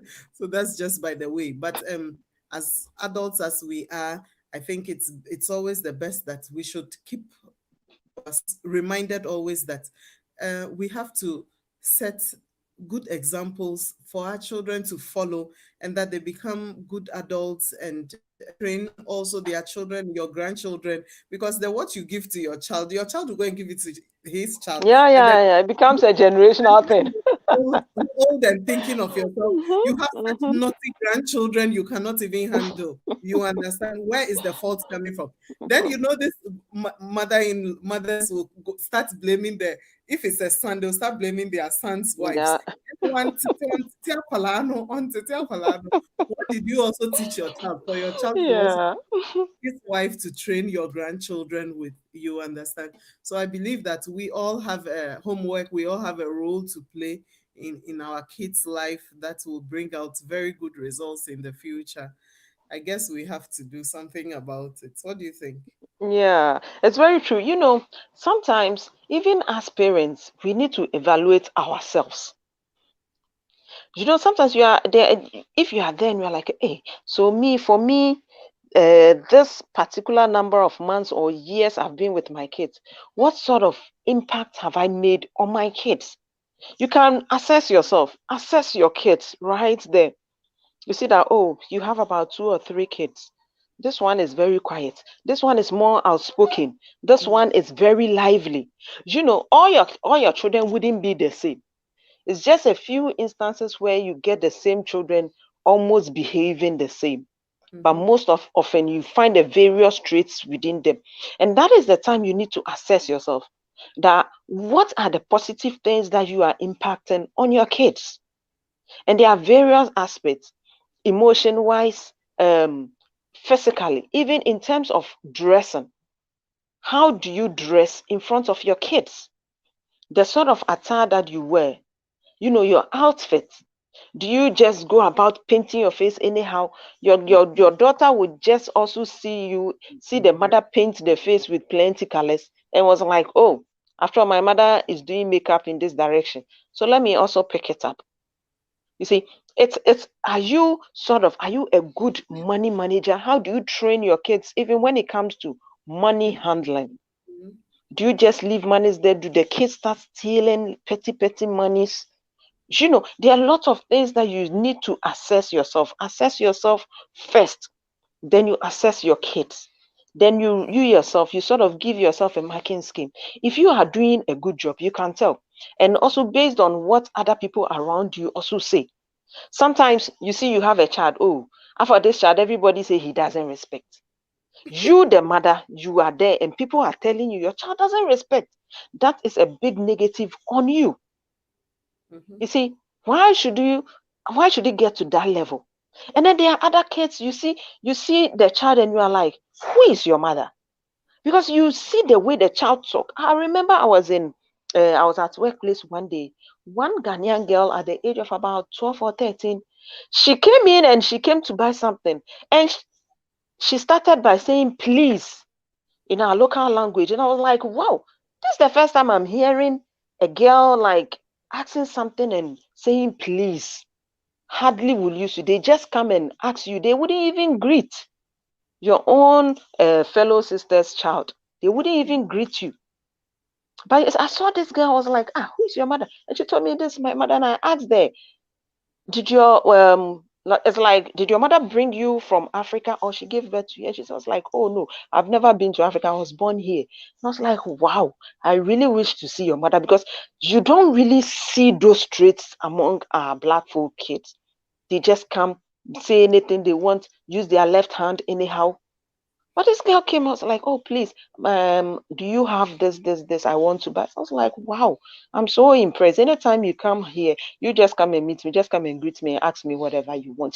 So it's like, I didn't know the mother, but I felt very proud that this woman has really brought up the child very well. Wherever she goes, that there's that kind of favor that follows her just because of the way she talks.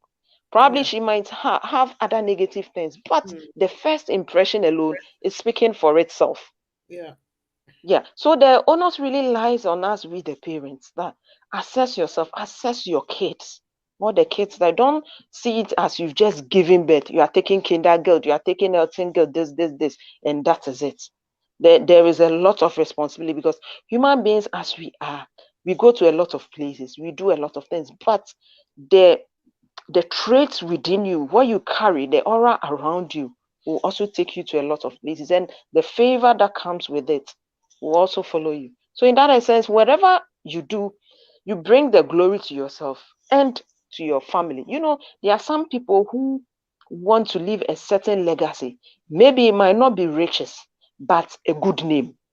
Wherever that name is mentioned, sometimes some people are dead and gone, but you hear certain name, you're like, oh yes, I heard this and this and this about them. It could be good or it could be bad. So whichever way that you want to be remembered for, or probably you want to portray your family name, your kids, it depends on you how you do it. But it's always best that you always go with something positive, so that wherever your child or you find yourself, it's like people say good things to your name.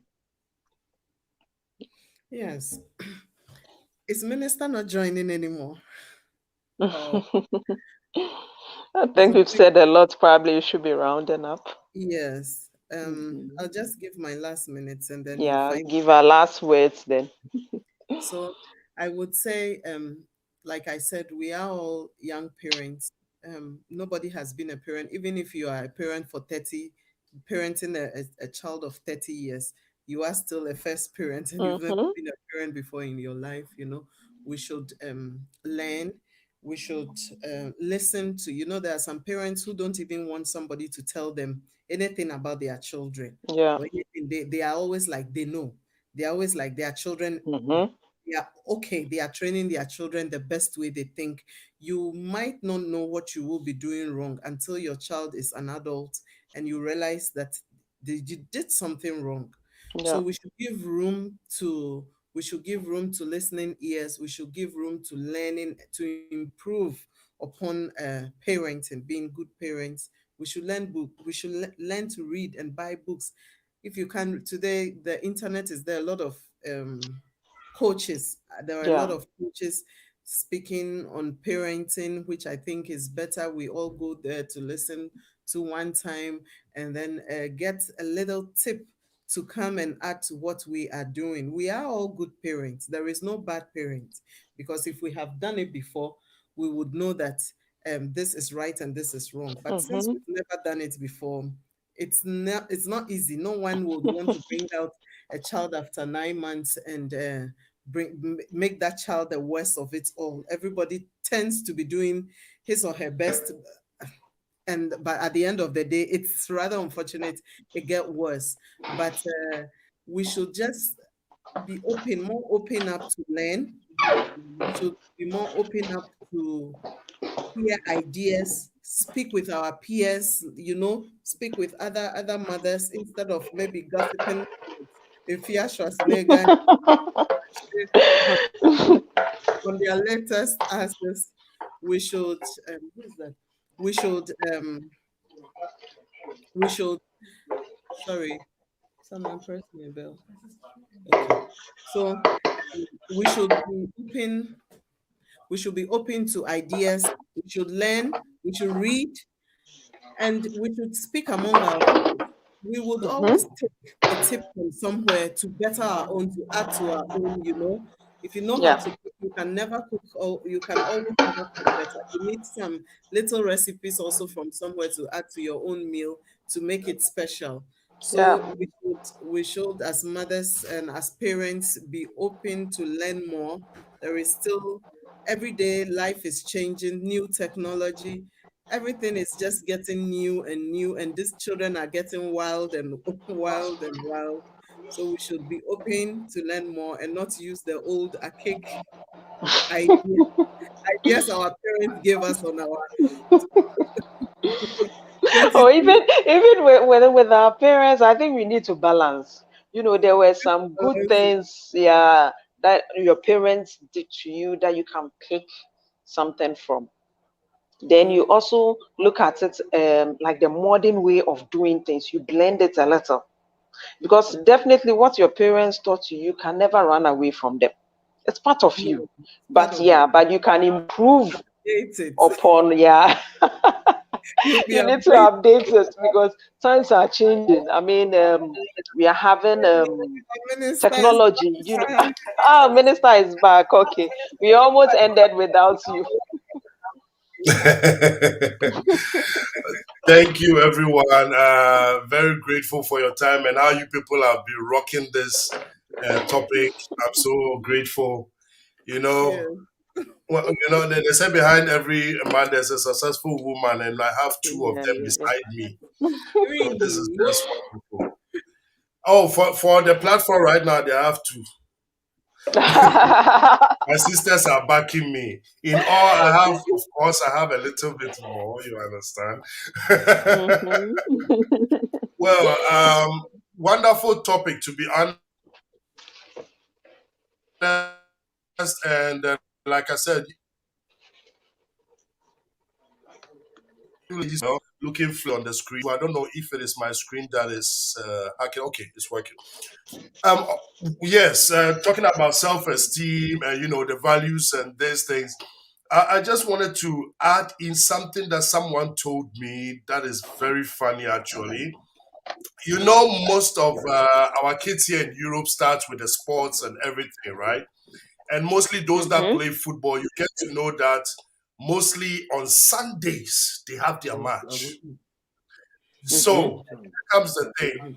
There are parents that will be like, you can't play your match on Sunday because I need to do go to church. So that is one of the reasons or the points that brought me to this, that how do we place value on our kids if we cannot give them what they need, if we cannot support them? Here comes my kid cousin. I remember this man, my uncle inspired me so much. He's in Germany. The daughter started with tennis.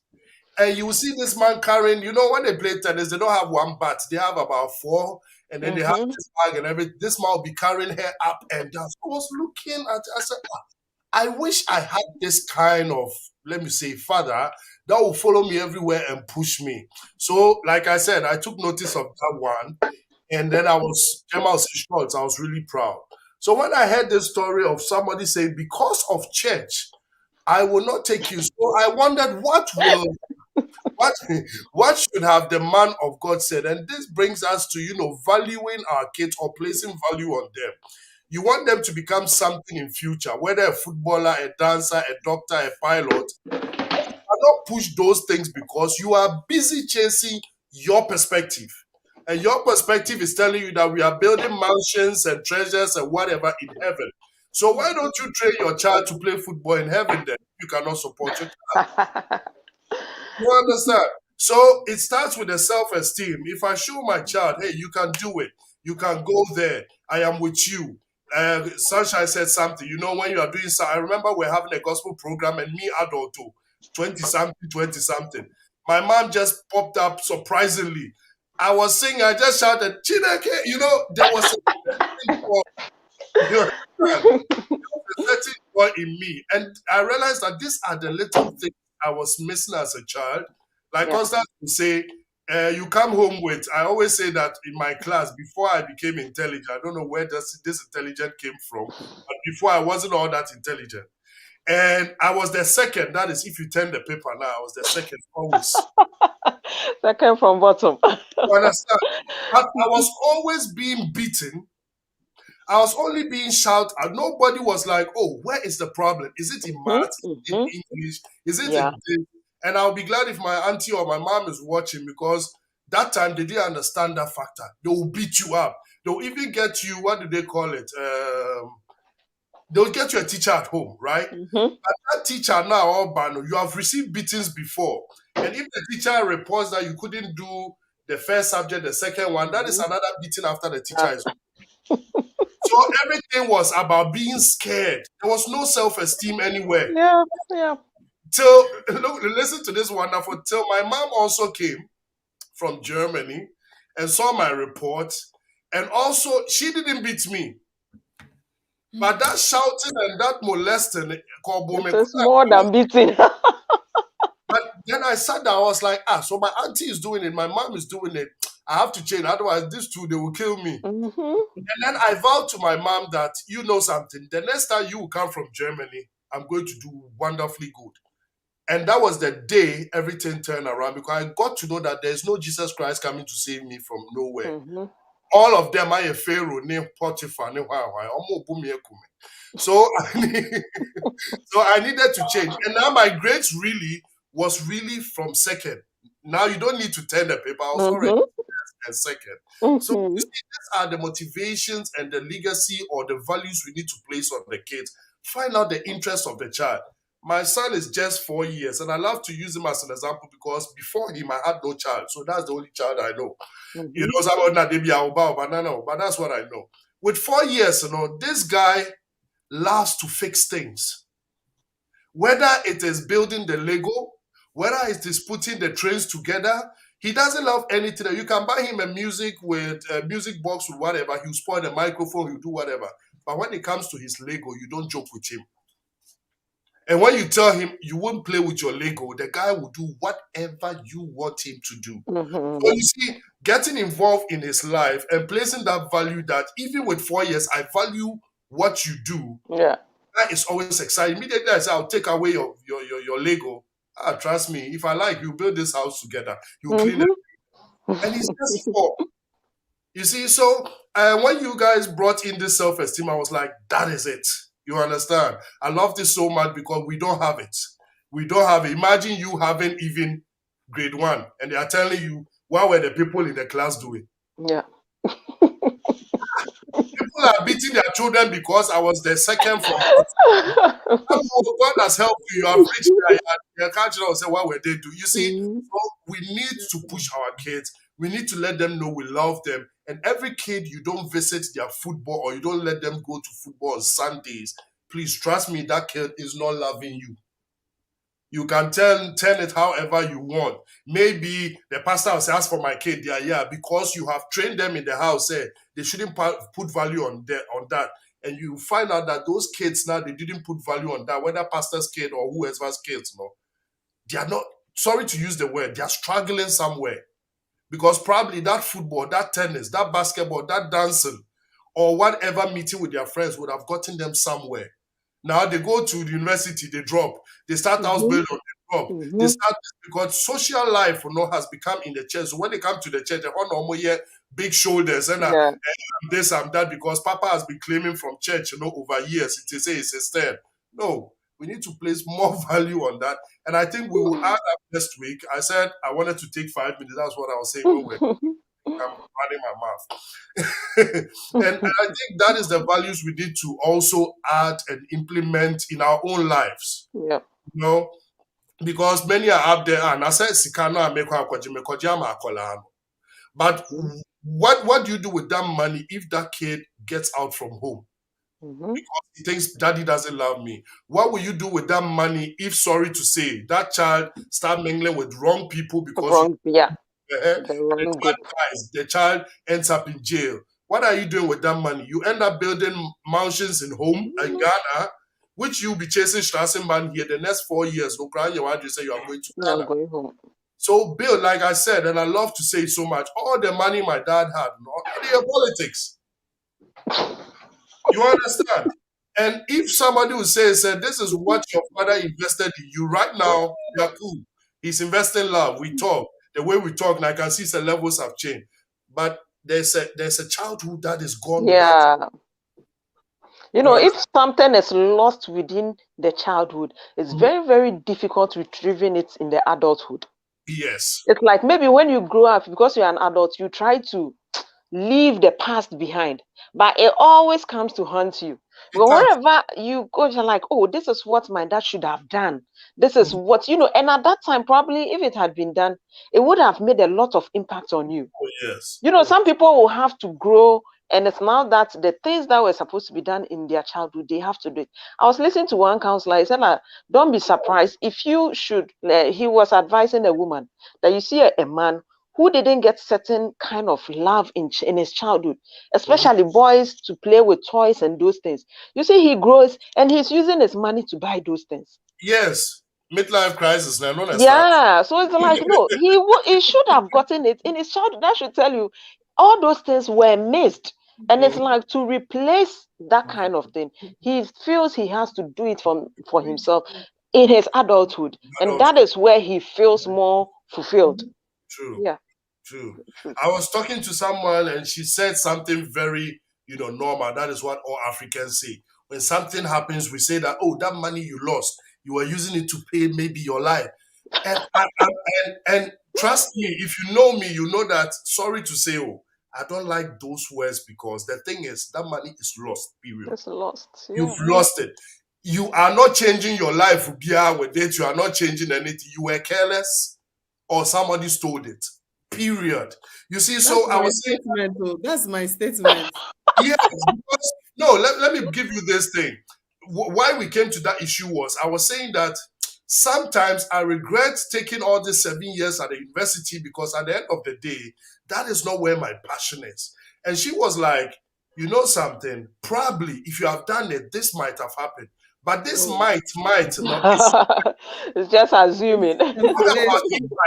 What about if I followed my passion? Right now, I might be somewhere, you understand, that I would be like, oh, yes, this is how I want my life. So the thing is that we give sometimes excuses. Oh, because you didn't have that father, you see your life has been like that. Maybe I might have been even a better person than now. So these things that we lose in life, the thing is that what our parents don't get is we never get it back. People will always say, now, Debia, you are talking, and it's my mom, and it's my mom. That is the fact. You see, something is missing. I would have used the word parents, but rather use the name, the phrase mom, because that is only what I know. Yeah.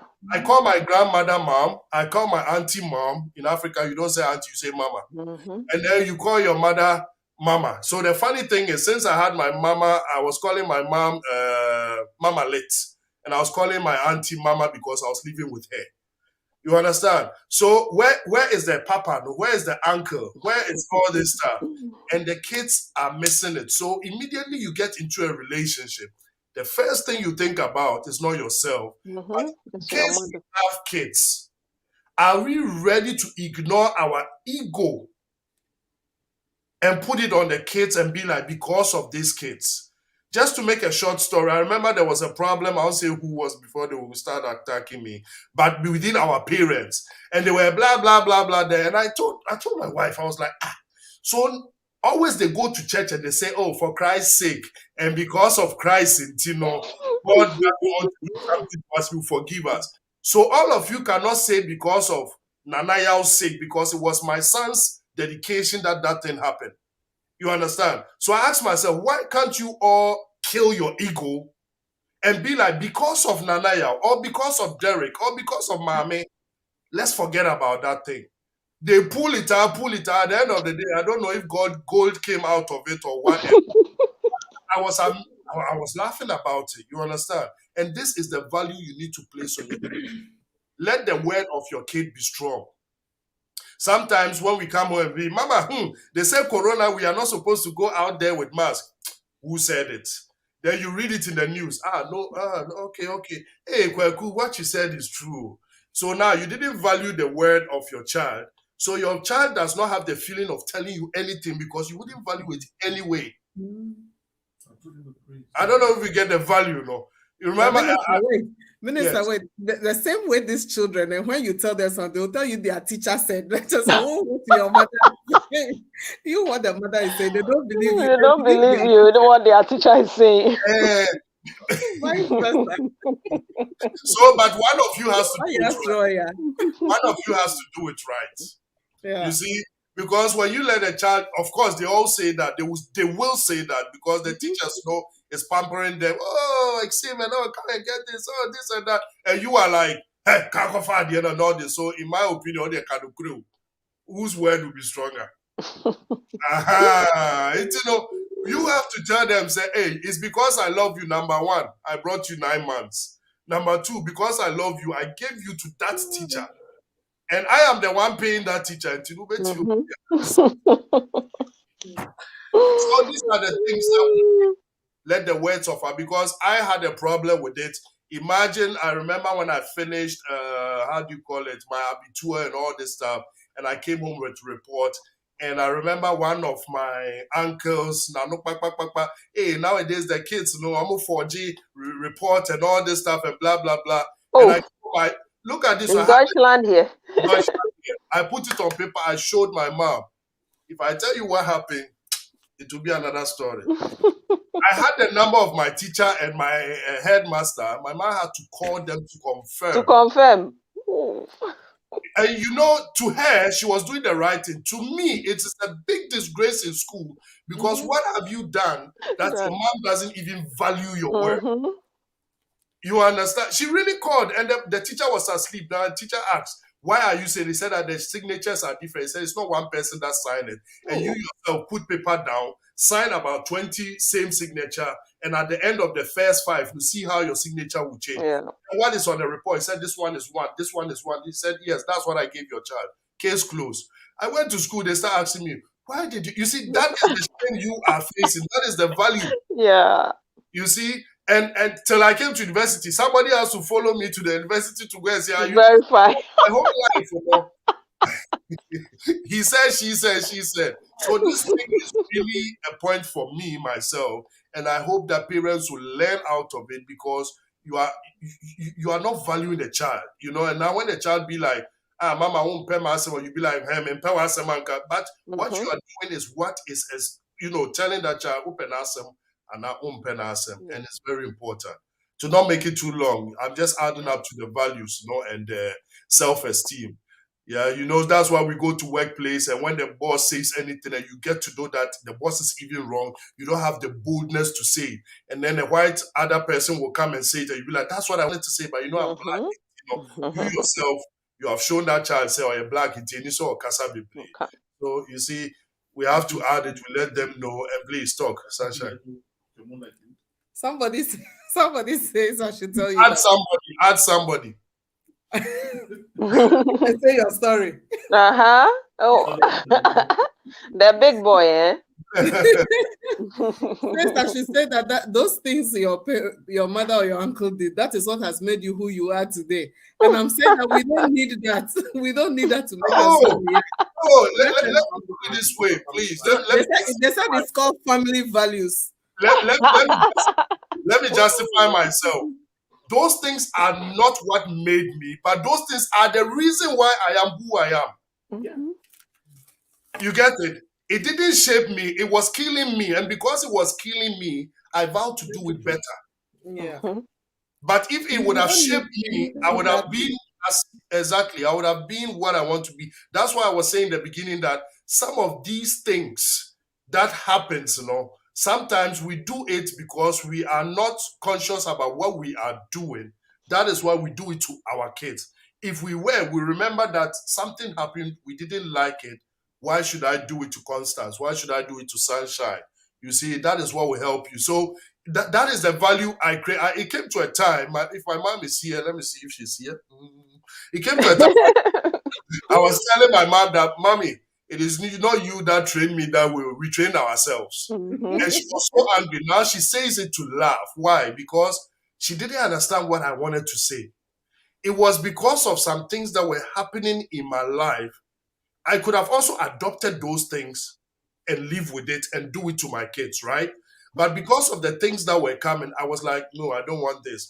If I have this, I don't want to be that parent. I don't want to be somebody who will be visiting the child from time to time, but I want to be present for. So these were the things that I brought myself along with those things. But it doesn't mean my mom didn't bring me up. No, that's wrong. But the things that I didn't like, I use it to shape in myself. So while she was doing her work, I was also doing my work somewhere. And not everybody can talk of that, Yeah. It's true, because sometimes I learned this thing. Their kids, what our parents don't recognize is that they always, when a phrase comes, oh, these fingers are not the same. But they've forgotten that all kids are not the same too. Mhm. There is a child, when you tell him you are doing well, the child will be, be joking around, messing up.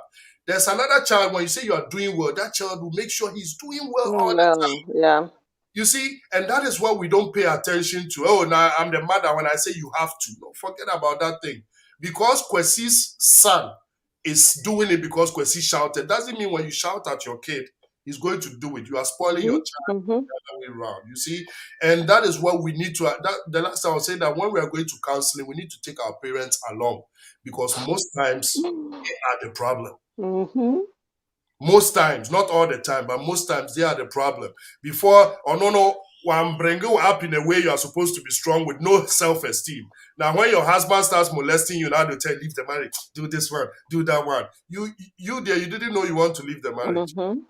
You see, so when the pastor tells you stay back, they are supposed to help you. Yeah. And all these things I'm saying is not because I watch any movie. I've been observing. Me, I'm alive. Me, how many people, my friends, my mother. My mom would say, "What are you?" And I say, "I won't say all before you." It's true. That's it. And please, so that man behind, please help us with the comments. I can see today you didn't comment, right? And he knows himself.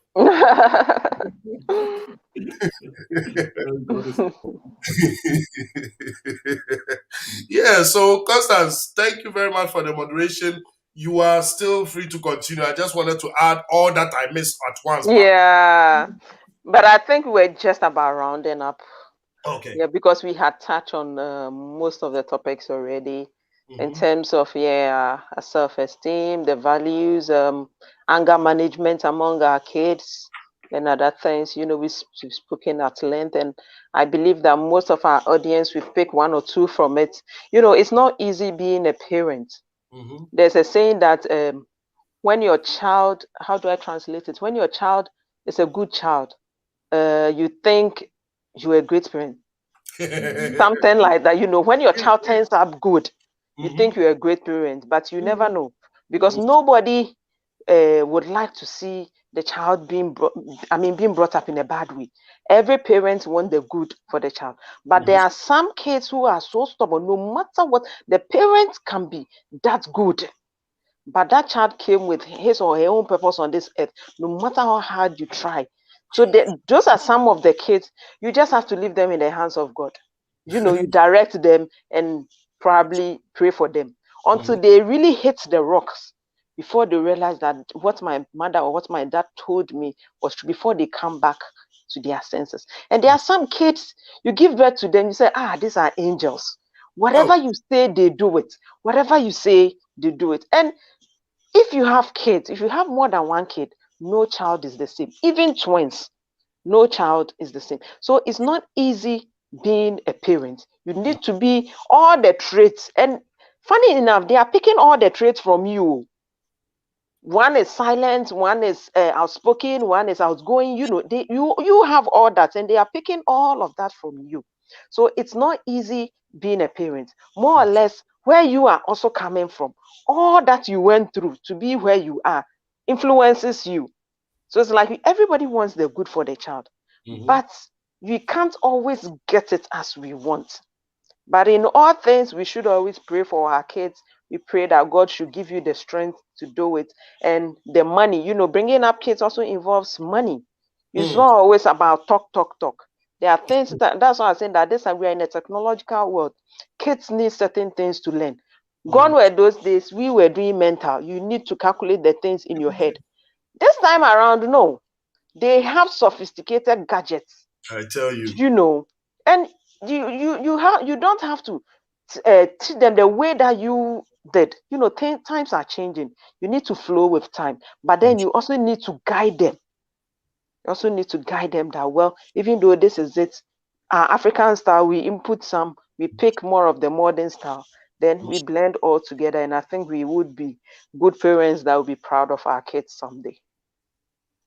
Thank you very much. Maybe I won't say some today because I didn't take much. I didn't take part, so just chill and let the ladies go.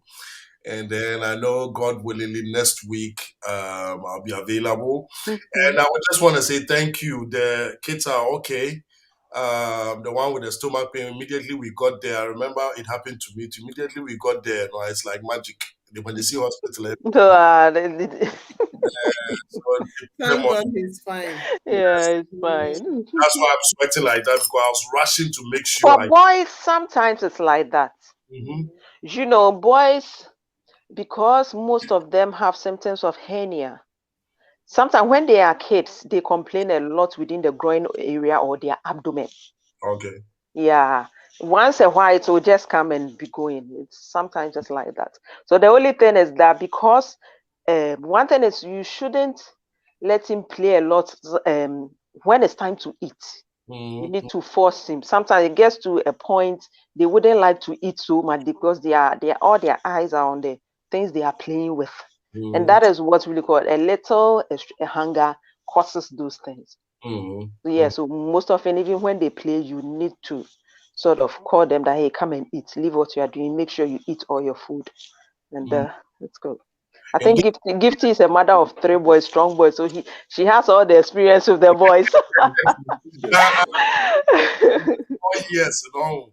I need Mhm. to That's go what to he's my mom. saying here. Me, I'll sit you down and I'll feed I you. need to give my mom a trophy, pa. Trust Just me, 4 years. yeah, being a mother of boys, Hey. me just one, sometimes my head. One boy is enough, so 3, hey, you've done very well. It's not easy. I had the big up sunshine. And sometimes one boy is more than 10 boys. Oh yes. But me, myself, I am even more than 6 boys. So Oh, Aha, you see, my mom is also like 6 boys, 10 boys. in they are, one. You can't they are joke with dealing that with me. woman. Me too, I'm dealing with them. It's not a baby. It's not a baby.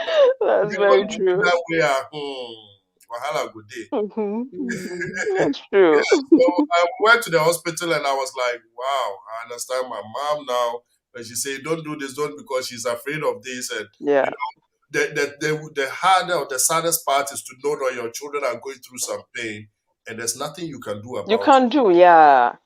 And most mothers feel it a lot, I tell you. That comment, I wanted to comment on it. Wait, you said something that, please, our time is I going. think we finish. I have to take you on this one. You said that the reason why you should let the men discipline the kids is because when we are disciplined, then we don't feel that kind of pain. Our consent said it, not me. Yeah. I said how men discipline is different from how women discipline. Because we women, we discipline with our emotions. So you see that a mother is even hitting the child. It's not within her, but she has to do it in a light way. But when a man is disciplining the child, I tell you, he will use all his strength. Oh. But I would prefer to discipline my children than their father coming to discipline them. Because whenever they mess up and I tell their father, the results that come out is better I even had shut up, had shut their mouth. That's what I wanted to say. I Sometimes will I'm do the it one better. begging for them. I'm the one begging for mercy. Oh, okay. I think we have just a few of those men. Those men are not so many. In my heart, I'll be Yeah. like, not another one.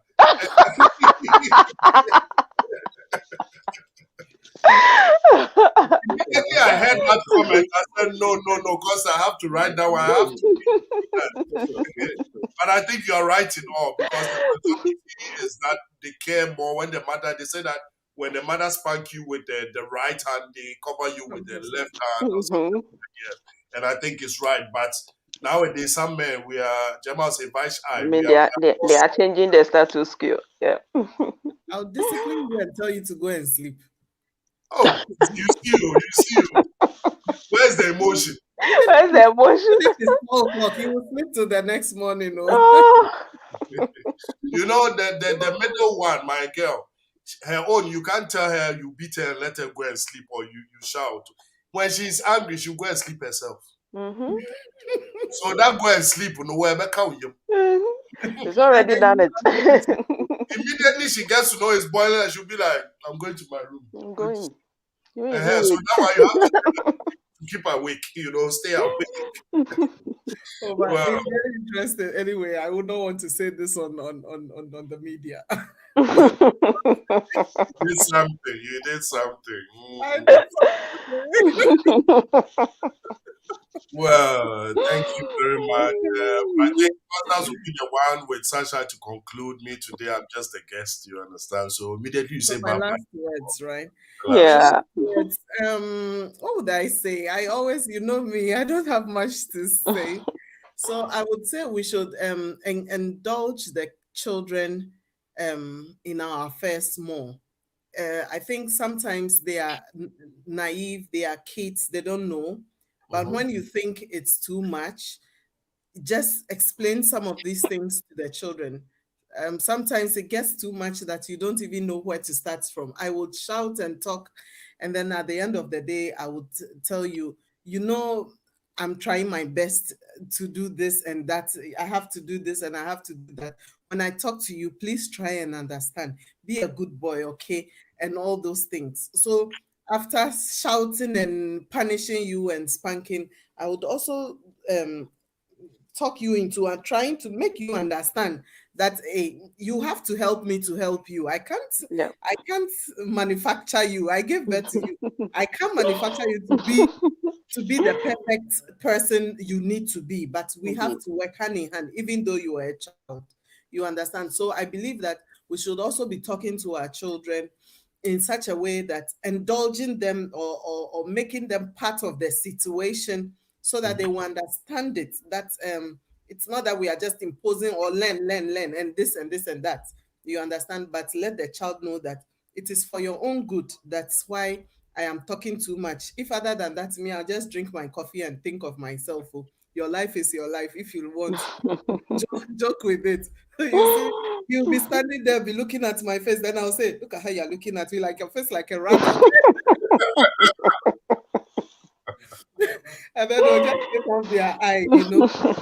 So as often as possible, remind the children that they need to help you to help them as often as possible, because I don't think that there is a better way in doing it. Like Constance said, some children were born angels, some were born devils. At some point in time, the angel would become a human being. At some point in time, the devil will become an angel.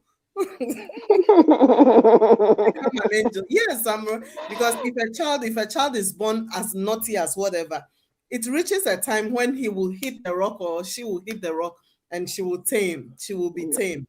And those angel ones too, who were born angels, they were just born like that. But at a point in time, they would grow and realize that they can't always be nice, they can't always be good and all that. They would behave like human beings when they have had experience with wicked people and have experience in life, and they would see that it's not that angelic world, so they will behave like human beings. So let's just indulge your children in everyday life, and then I think it's the best.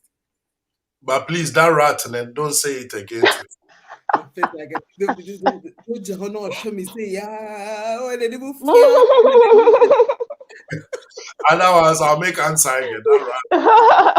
Hey, that's what I said I won't say no.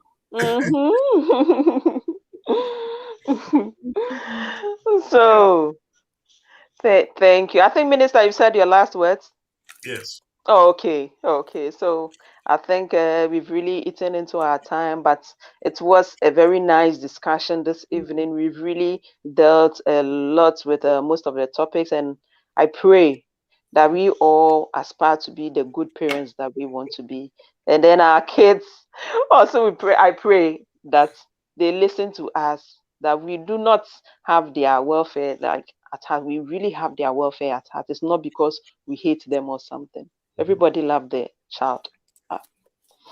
So we will end here. So this has been TNT, truth, nothing but the truth. And we come your way again next week, same time, 7 to 9 p.m. Have a blessed week ahead. Thank you, and same to you. Okay, bye-bye.